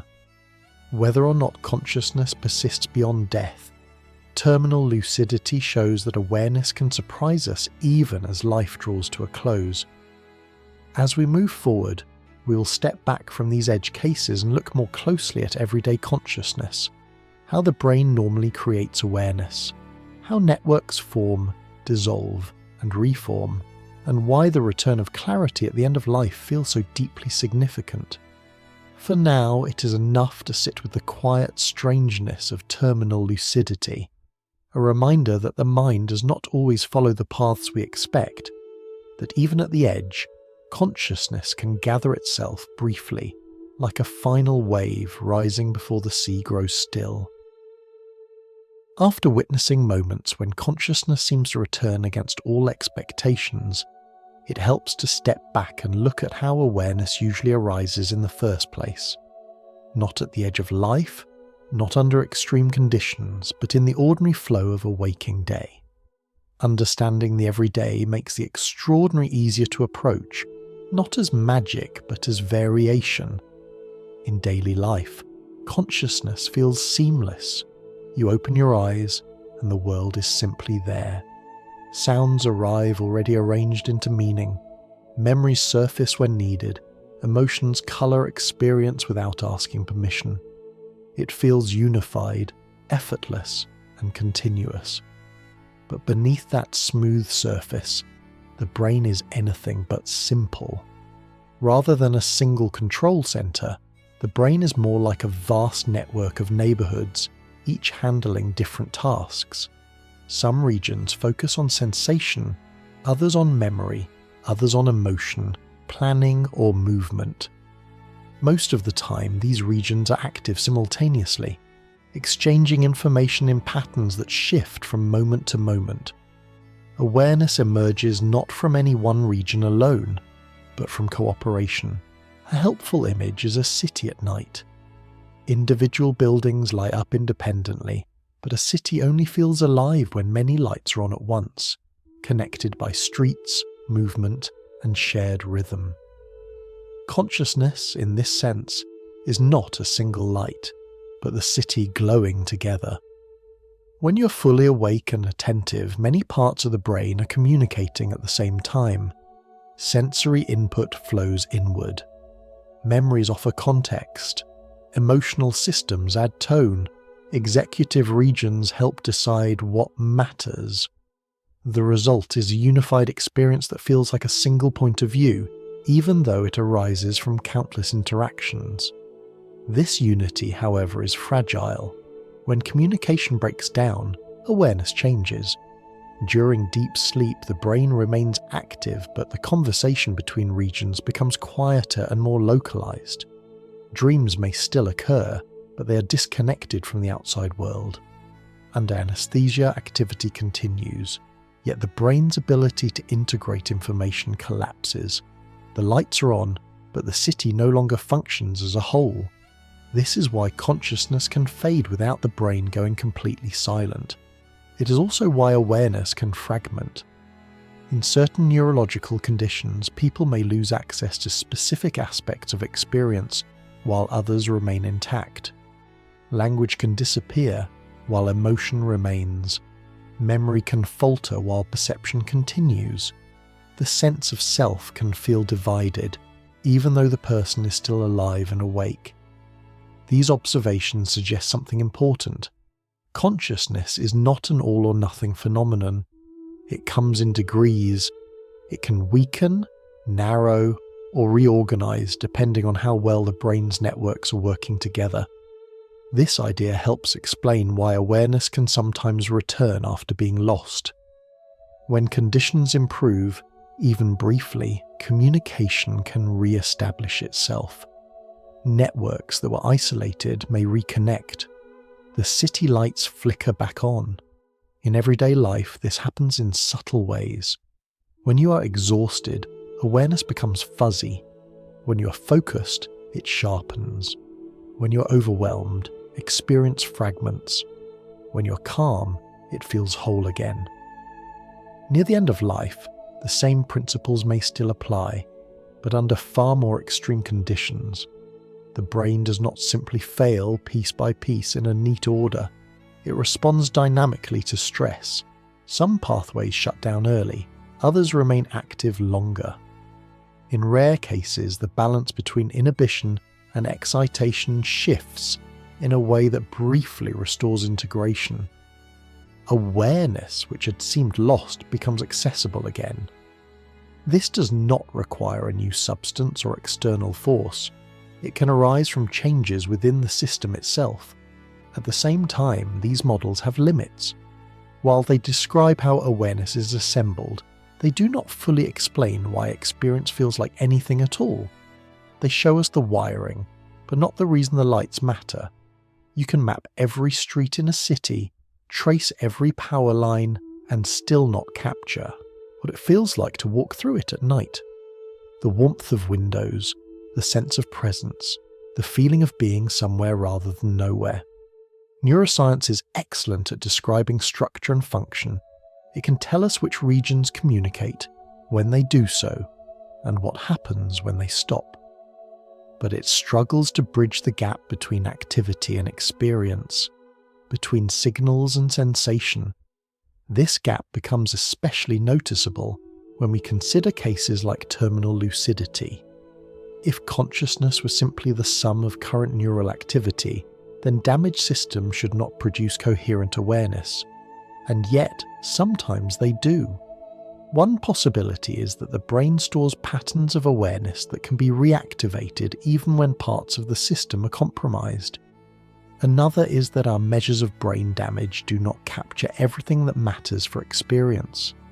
The physical structure may be impaired, but functional pathways may still exist in ways we do not yet understand.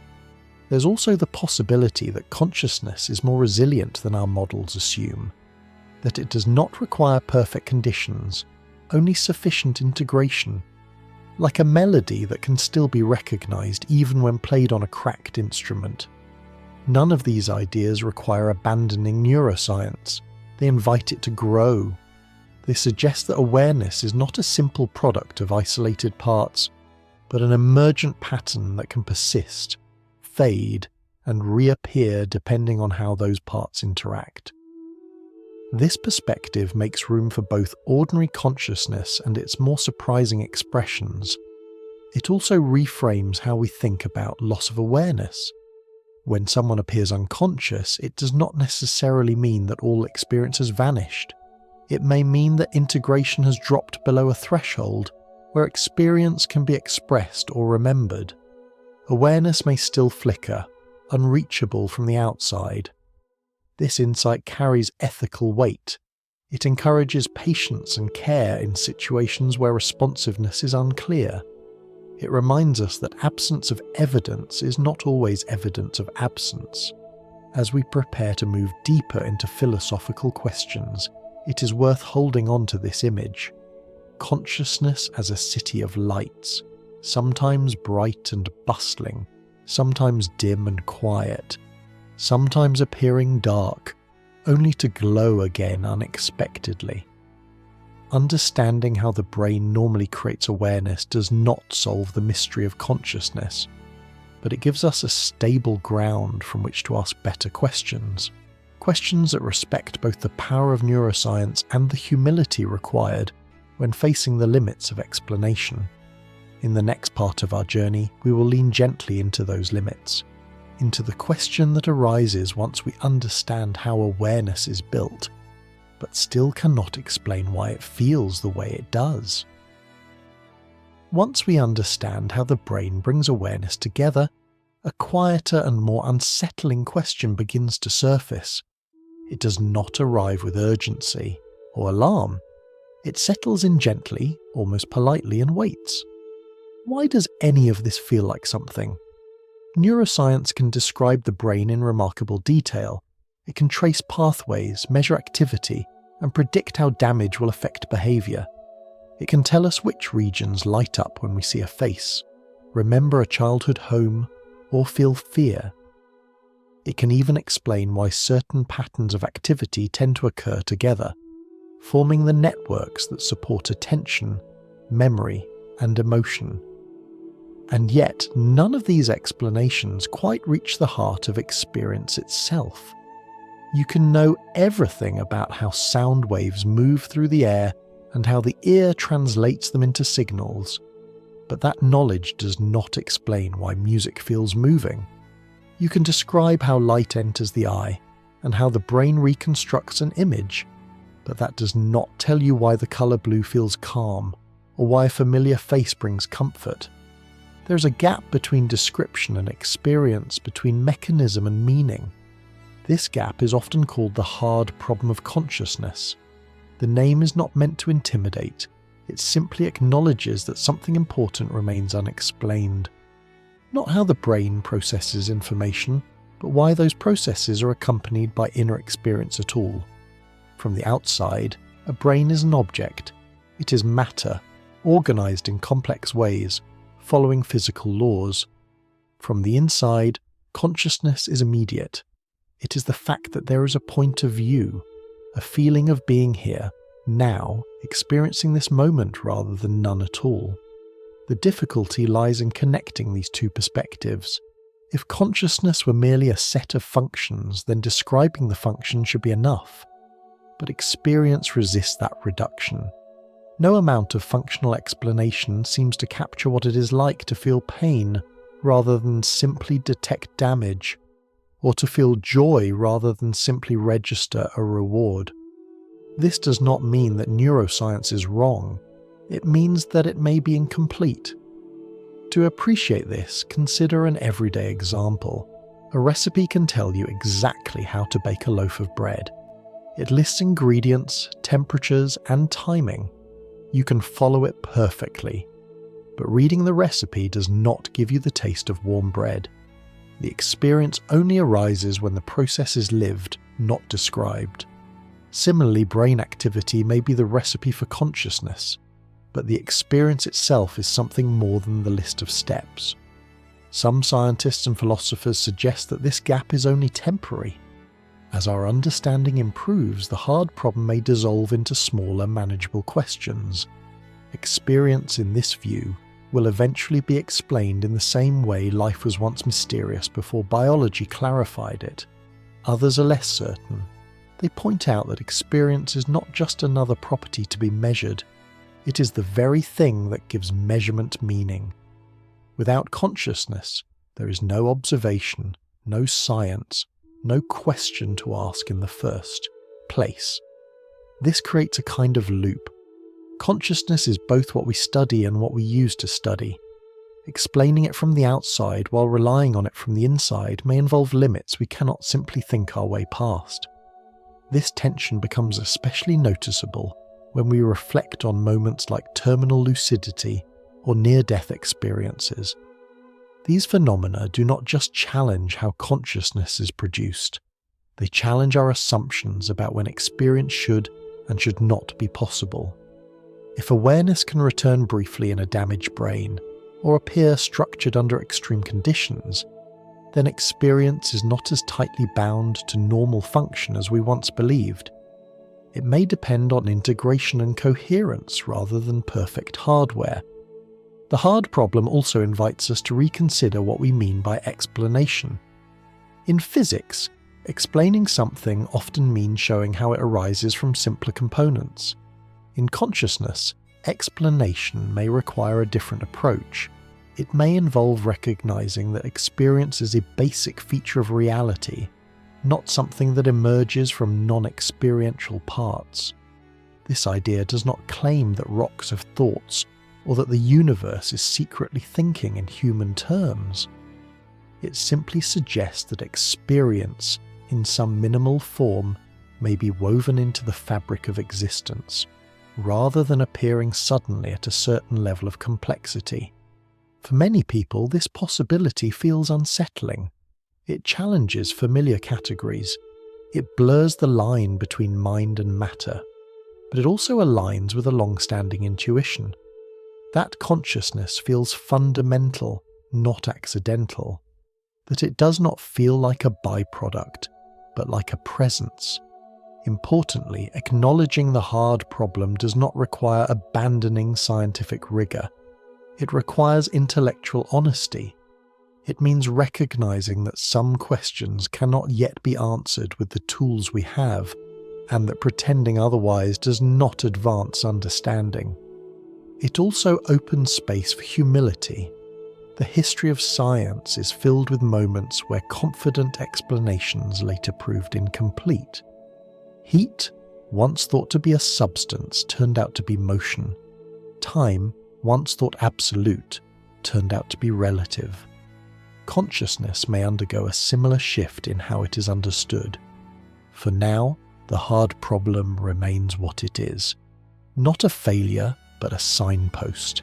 It points towards something deeper, something that may require new concepts, new metaphors, or new ways of thinking altogether. As listeners, we do not need to solve this problem tonight. We only need to feel its presence. To notice that even with all we know about the brain, the simple fact of experience remains quietly astonishing. That you are here, aware, listening, that there is something it is like to be you. In the next part of our journey, we will explore what happens when thinkers take this astonishment seriously, when they ask whether consciousness might be something more than a product of biology, when they consider whether awareness could be as fundamental as space, time, or matter itself. For now, it is enough to rest with the question, without urgency. Why does experience exist at all? And what does that tell us about the nature of reality and our place within it? Once we reach the limits of explaining experience purely through brain activity, a new way of thinking begins to appear. It does not reject biology. It does not deny the importance of neurons, chemistry, or networks. Instead, it asks a quieter question, one that shifts the focus slightly. What if consciousness is not best understood as matter, but as information? At first, this idea may sound abstract, even cold. Information feels technical, something associated with computers and data rather than feelings and memories. But when we look more closely, information is already woven deeply into our understanding of life. Your body, after all, is guided by information. The same physical ingredients can form vastly different organisms depending on how instructions are arranged. A book is not just ink and paper. A song is not just vibrations in air. What gives them meaning is the pattern, the organization, the way pieces relate to one another. Consciousness, some thinkers suggest, may be similar. In this view, awareness is not a substance that sits inside the brain, nor a ghost hidden within matter. It is a pattern of relationships, a structured flow of information that becomes experience when it reaches a certain level of integration and coherence. This idea helps bridge a gap we have encountered before. We know the brain is physical. We also know experience is subjective. Information sits between these worlds. It is abstract enough to describe patterns, yet concrete enough to be implemented in physical systems. To make this more intuitive, imagine a story. The story itself is not the paper it is printed on. It can be whispered, written, typed, or remembered. The medium changes, but the narrative can remain recognizable. What matters is not the container, but the structure of meaning.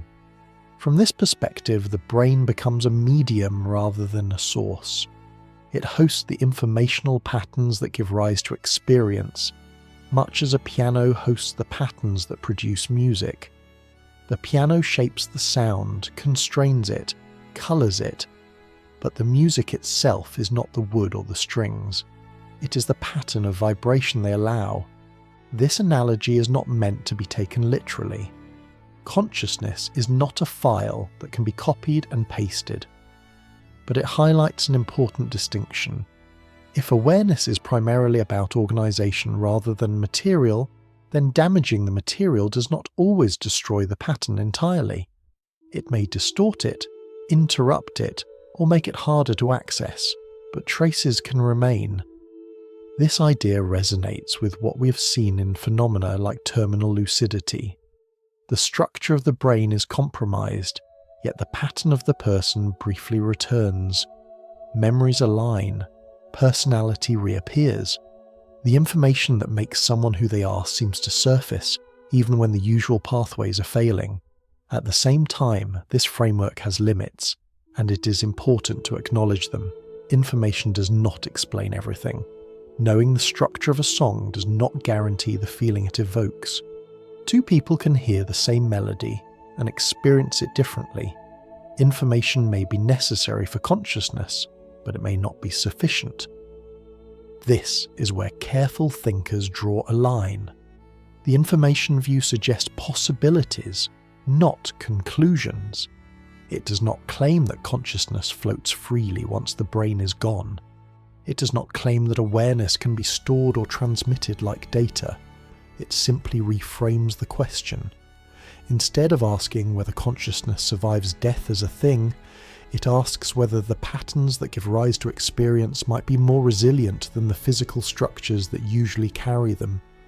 This distinction matters, especially in discussions that drift too quickly towards certainty. When people hear information, they sometimes imagine permanence or transfer, as if the self could be uploaded or preserved unchanged. That idea goes far beyond what this framework supports. Information in this context is fragile. It depends on conditions.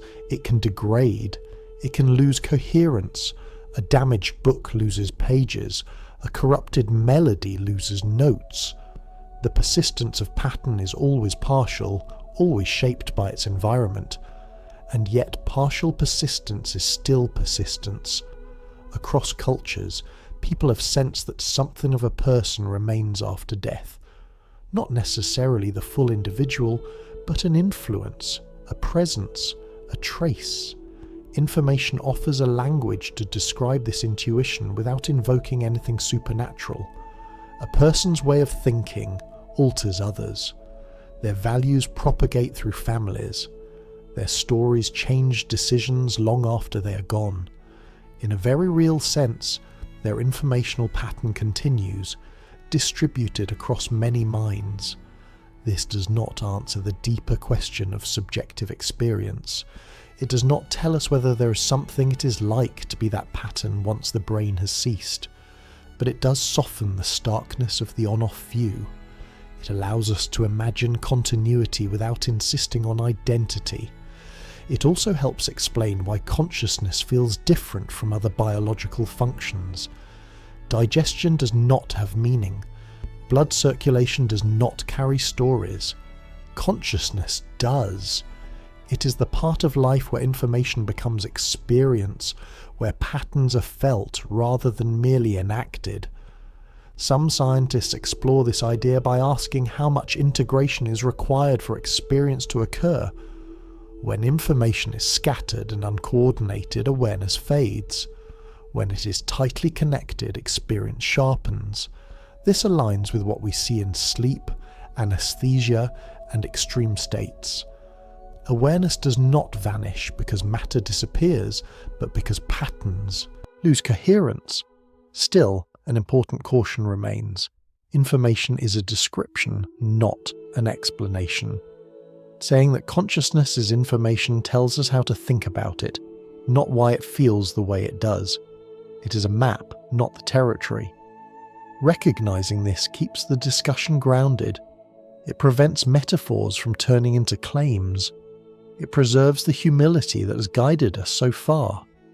As we continue, the idea of consciousness as information will serve as a stepping stone.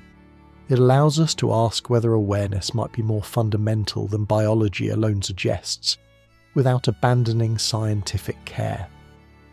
In the next session, we will explore a perspective that takes this step further, a view that asks whether consciousness might be a basic feature of reality itself, present not only in brains but in the fabric of existence. For now, it is enough to let the idea settle gently. Consciousness may not be a thing that the brain owns. It may be a pattern the brain participates in, a pattern that arises, changes, and perhaps in subtle ways endures. Once consciousness is no longer treated as merely a byproduct of biological machinery, another idea begins to feel less strange than it once did. It is an idea that has surfaced repeatedly throughout history, quietly set aside, and then rediscovered again and again under new names. What if consciousness is not something that appears only in brains, but something that exists more broadly as a basic feature of reality itself? This perspective is often called panpsychism, though the word itself matters far less than the intuition behind it. At its core, the idea is simple. Just as matter has mass and space has structure, perhaps experience in some minimal form is woven into the universe from the beginning. To many modern listeners, this can sound unsettling or even absurd. We are used to thinking of consciousness as rare, precious, and fragile, something that flickers into existence only under very specific conditions, inside very specific organisms. The suggestion that consciousness could be widespread feels like it cheapens the richness of human experience. But that reaction often comes from a misunderstanding. Panpsychism does not claim that rocks think, or that electrons have thoughts, or that the universe reflects on its own existence. Instead, it proposes something much quieter. That the ingredients for experience may already be present at the most fundamental levels of reality, even if they are unimaginably simple there. To make this idea easier to approach, it helps to think in terms of scale. A single drop of water does not behave like an ocean. It has no tides, no waves, no currents, and yet it contains the same basic substance. Complexity emerges not because something entirely new is added, but because simple elements combine in intricate ways. In this view, human consciousness is not mysterious because it appears out of nowhere. It is mysterious because it represents an extraordinary level of organization built upon something that was already present in simpler form. This perspective has an appealing quality for scientists and philosophers struggling with the hard problem of consciousness. If experience is fundamental, then the question of how matter suddenly produces consciousness becomes less puzzling. Instead of asking how awareness emerges from non-awareness, we ask how simple experience combines into richer forms. Of course, this shift raises its own challenges. How do tiny fragments of experience come together into a unified point of view? Why does consciousness feel centered, personal, and continuous, rather than scattered and diffuse? These questions remain open, and panpsychism does not answer them easily. But it reframes the mystery rather than dismissing it. It suggests that the problem may not be that consciousness is too strange to explain, but that our assumptions about matter have been too narrow. Historically, this idea is far from new. Ancient philosophies across the world hinted at it in different ways. Some spoke of a world soul. Others described nature as alive or aware in ways that exceeded human understanding. These were not scientific theories in the modern sense, but they reflected an intuition that awareness and existence were deeply intertwined. In recent years, some contemporary thinkers have returned to this perspective, not out of nostalgia, but out of necessity. As neuroscience advances, it explains more and more about how the brain organizes information. Yet the gap between physical description and lived experience remains. Panpsychism offers one possible way to bridge that gap, without invoking anything supernatural. Still, it is important to approach this idea with care. Not all scientists agree that panpsychism is helpful. Some argue that it simply relocates the mystery rather than solving it. Others worry that it stretches the concept of consciousness so thin that it loses meaning. These criticisms are serious and deserve respect. What keeps the idea alive is not that it answers everything, but that it avoids a particular dead end. It does not require consciousness to suddenly appear at a specific level of complexity for no clear reason. It allows continuity rather than abrupt emergence. For bedtime reflection, this idea can feel strangely calming. It softens the sense of isolation. If awareness is not an accident, but a deep feature of reality, then being conscious is not a strange anomaly in an indifferent universe. It is an expression of something the universe already knows how to do. At the same time, panpsychism does not promise survival after death. It does not claim that personal identity continues intact. If anything, it suggests the opposite, that what we call the self is a temporary organization of experience, a pattern that arises and dissolves like a wave on the surface of the sea. The water remains, the wave does not. This image resonates quietly with many of the themes we have already encountered. Terminal lucidity, near-death experiences, and the resilience of awareness under extreme conditions all hint that consciousness may not depend solely on the health of individual components. Panpsychism extends that intuition outward, beyond biology, into the structure of reality itself. Yet the idea remains controversial, and rightly so. Science progresses not by embracing every elegant thought, but by testing, refining, and sometimes discarding them. Panpsychism currently lives more comfortably in philosophy than in laboratory experiments. Still, philosophy matters. It shapes the questions we ask and the interpretations we consider acceptable. It reminds us that science does not operate in a vacuum. It is guided by assumptions, metaphors, and conceptual frameworks that influence what we notice and what we ignore. Seen this way, panpsychism is less a doctrine and more a lens. It invites us to look at consciousness not as a late arrival in the universe, but as a participant from the very beginning. It encourages curiosity rather than certainty. For listeners resting quietly, this idea does not need to be believed. It only needs to be felt as a possibility. A gentle suggestion that the universe may be less empty, less indifferent than it sometimes appears. As we move forward, we will explore another idea that echoes this theme, but in a more familiar form. An analogy that appears across cultures and scientific discussions alike. The notion that the brain may not generate consciousness on its own, but instead tunes into it, like an instrument receiving a signal. For now, let the thought linger softly. A conscious universe does not mean a thinking cosmos. It means a reality where experience is not an accident, but a natural expression of existence itself.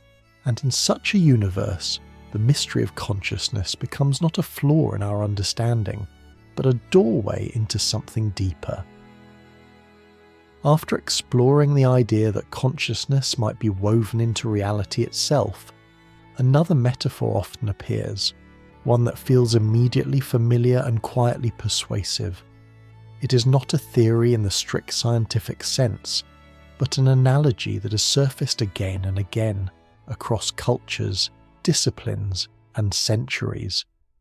What if the brain does not create consciousness but receives it? This idea is sometimes called the radio receiver hypothesis. The image is simple. A radio does not generate music on its own. It receives signals that already exist in the surrounding space and translates them into sound. Damage the radio, and the music becomes distorted or disappears entirely. But the signal itself does not vanish. It continues to exist, independent of any single receiver. For many people, this metaphor feels intuitively satisfying. It captures the sense that consciousness feels discovered rather than manufactured. That awareness arrives, already formed, and the brain shapes how it is experienced rather than inventing it from scratch. Historically, versions of this idea appeared long before modern neuroscience. Philosophers imagine the mind as tuning into universal reason. Mystical traditions spoke of awareness as something one aligns with rather than produces. Even early psychologists speculated that the brain might limit or filter consciousness, rather than generate it outright. In more recent times, the metaphor has re-emerged in scientific discussions, not as proof, but as a way to think around stubborn problems. If consciousness were entirely generated by the brain, then damage to the brain should always destroy awareness in a predictable way, and often it does, but not always. We've already encountered moments that complicate a simple generator model. Terminal lucidity, where clarity returns without physical repair. Near-death experiences, where awareness seems structured under extreme conditions. These phenomena do not confirm the receiver idea, but they make it harder to dismiss outright. To understand why this metaphor persists, it helps to examine what it does well. First, it explains variability. Different brains could tune into consciousness in different ways, producing different experiences, personalities, and perspectives. The signal might be shared, but the reception is unique. Just as two radios tuned to the same station can sound different depending on their condition, two minds might experience awareness differently depending on their structure and history. Second, it accounts for distortion. Injury, illness, or chemical changes would not eliminate consciousness itself, but alter how it is expressed. This aligns with what we see in neurological conditions, where awareness may persist but become fragmented, muted, or difficult to communicate. Third, it provides a framework for understanding altered states. Meditation, extreme stress, or certain substances might change the brain's filtering properties, allowing different aspects of awareness to come forward. Not more consciousness, necessarily, but a different relationship to it. At the same time, the receiver metaphor has clear limitations, and it is important to state them plainly. There is no direct evidence that consciousness exists independently of brains in the way radio signals exist independently of radios. We have no instrument that detects awareness floating freely in space. The metaphor helps us think, but it does not demonstrate anything on its own. This is where scientific humility becomes essential. Some proponents of the receiver idea attempted to lean on concepts from physics, especially quantum physics, to lend it weight. They speak of entanglement, fields, or underlying realities beyond everyday perception. While these ideas can be inspiring, they must be handled with care. Quantum physics describes how matter and energy behave at very small scales. It does not by itself explain consciousness. Using it as proof of awareness beyond the brain stretches it beyond its proper role. At best, quantum ideas can serve as metaphors, reminding us that reality is stranger than everyday intuition suggests. And metaphors are powerful, but they are not evidence. What keeps the receiver hypothesis alive is not that it solves the mystery, but that it preserves something important. It allows us to imagine consciousness as continuous without insisting on personal survival. It allows awareness to be fundamental without making claims we cannot test. In this view, death would not be the destruction of consciousness itself, but the loss of a particular channel. The music does not stop everywhere. It simply stops playing through that one device. This idea can feel comforting, but it can also feel unsettling. If consciousness is not owned by the individual, then personal identity becomes less solid. The self becomes a temporary configuration rather than a permanent possession. Interestingly, this aligns with many ancient philosophies we encountered earlier. The self as a wave, not the water. The individual as a momentary expression of something larger. From a scientific standpoint, the receiver metaphor remains speculative. It competes with more conventional models that view consciousness as an emergent property of complex brains. Those models have strong evidence in their favour.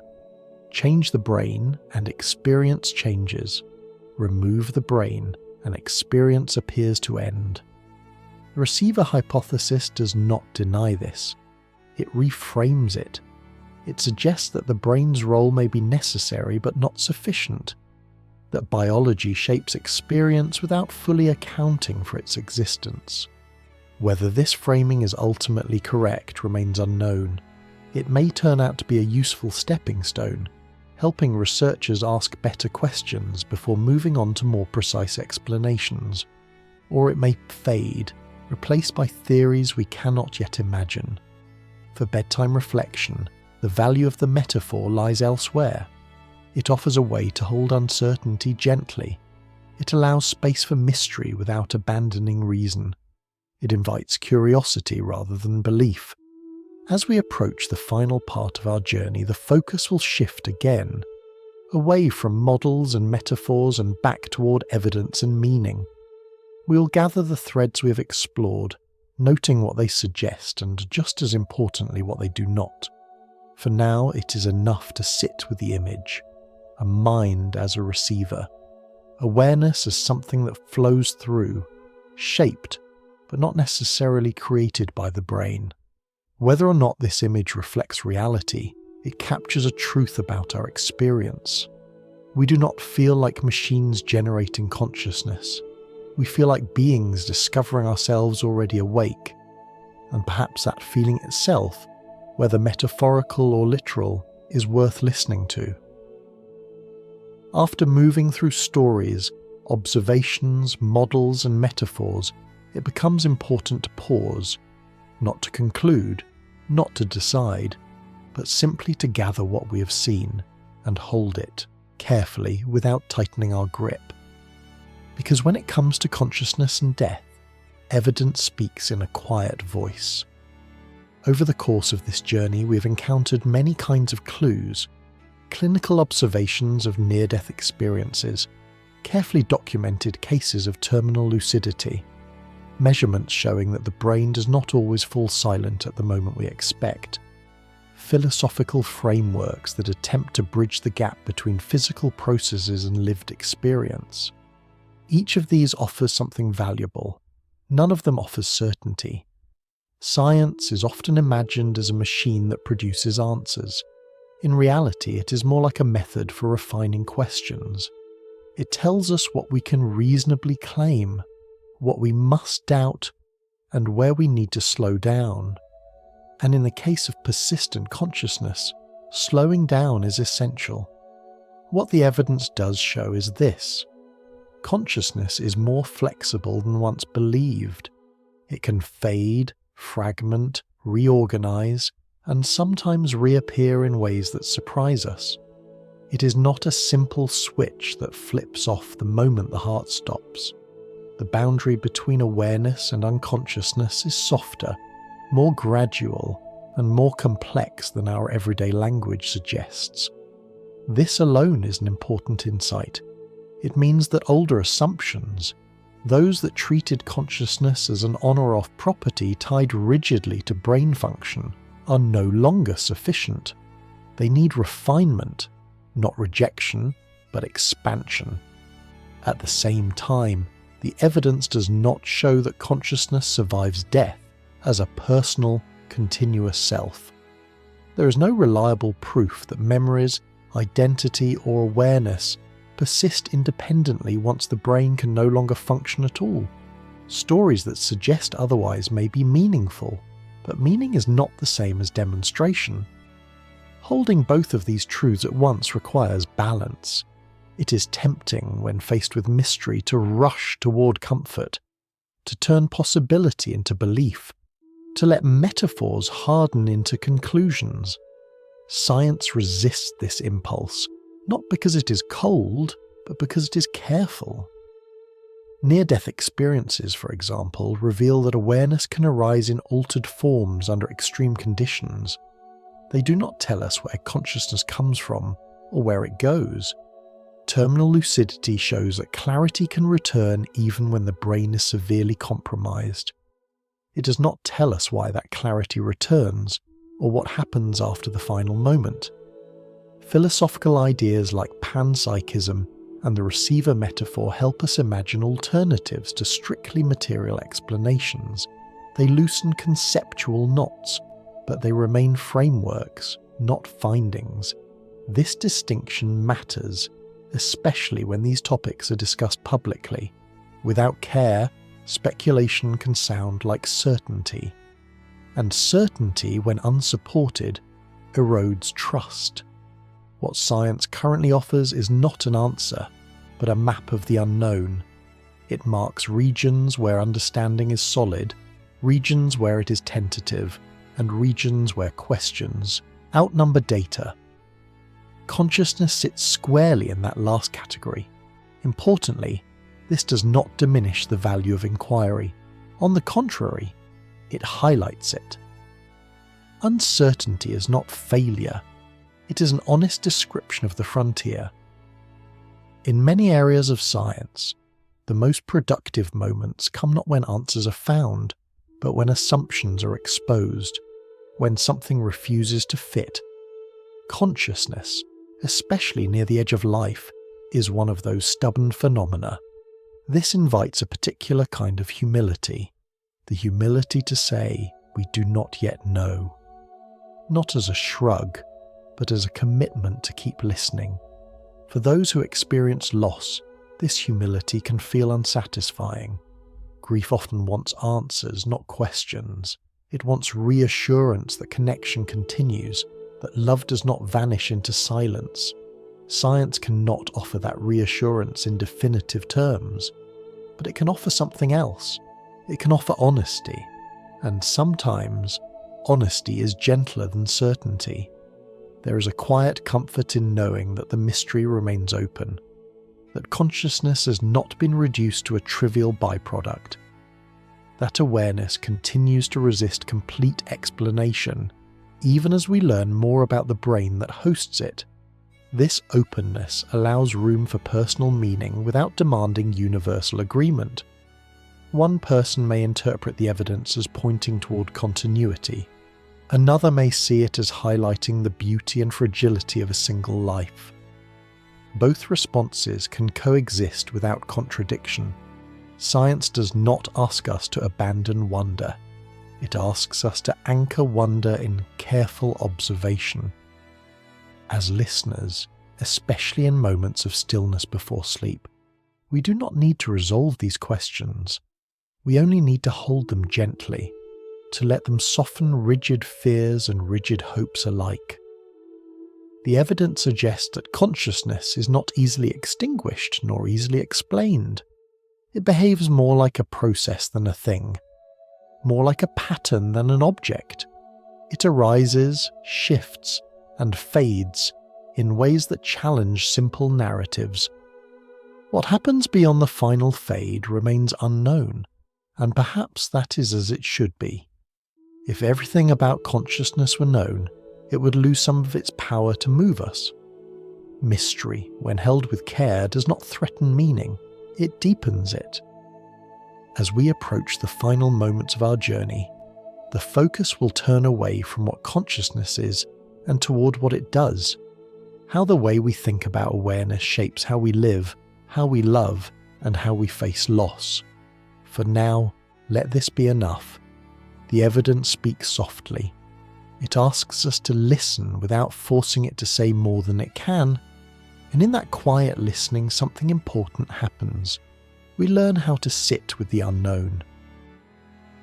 As our journey begins to settle, the question that once felt vast and distant starts to feel closer, more intimate. Not because it has been answered, but because it has changed shape. It no longer asks only what happens to consciousness when the body ends. It asks what our ideas about consciousness do to us while we're still here. Whether or not awareness continues beyond death, the way we imagine it profoundly shapes how we live. If consciousness is fragile and fleeting, then each moment becomes precious in a particular way. Attention matters. Kindness matters. What we say to one another matters, because there may be no second chance to say it. Life becomes a brief clearing in a long silence, and meaning is something we create through care and presence. If consciousness is resilient, if it lingers, echoes, or participates in something larger, then life gains a different texture. Death becomes less like erasure and more like transformation. Love feels less confined to time. Connection feels deeper, as though it reaches beyond the limits of the body. These perspectives are not mutually exclusive. Many people carry both, sometimes without noticing the tension between them. In moments of joy, life feels abundant and enduring. In moments of loss, it feels heartbreakingly brief. Consciousness, it seems, allows room for both truths at once. Grief is where these ideas become most tangible. When someone we love dies, what hurts is not only their absence, but the sudden silence where their awareness once met ours, the way they noticed the world, the way they responded, the particular rhythm of their presence. We mourn not just a body, but a point of view. And yet, even in grief, something curious often happens. The person continues to live within us. Their voice surfaces in our thoughts. Their habits shape our decisions. Their values guide us, sometimes without our realizing it. In this sense, consciousness does not end cleanly. It disperses. It becomes shared. This is not proof of survival beyond death, but it is evidence of impact beyond presence. Ethics, too, are quietly influenced by how we think about consciousness. If awareness is something rare and easily extinguished, then protecting it becomes a moral priority. If it is widespread or fundamental, then respect for experience extends outward, beyond humans alone. Many ethical traditions, ancient and modern, rest on an intuition that experience matters wherever it appears. That suffering is significant not because of who experiences it, but because it is experienced at all. Consciousness, in this view, is the ground of moral concern. Thinking carefully about awareness can soften how we treat one another. It can encourage patience in conflict, gentleness in care, and humility in judgment. When we recognize that every person carries an inner world as vivid as our own, indifference becomes harder to maintain. Even the uncertainty itself has value. Living without definitive answers can feel uncomfortable, especially in a world that rewards confidence. But uncertainty, when approached gently, creates space.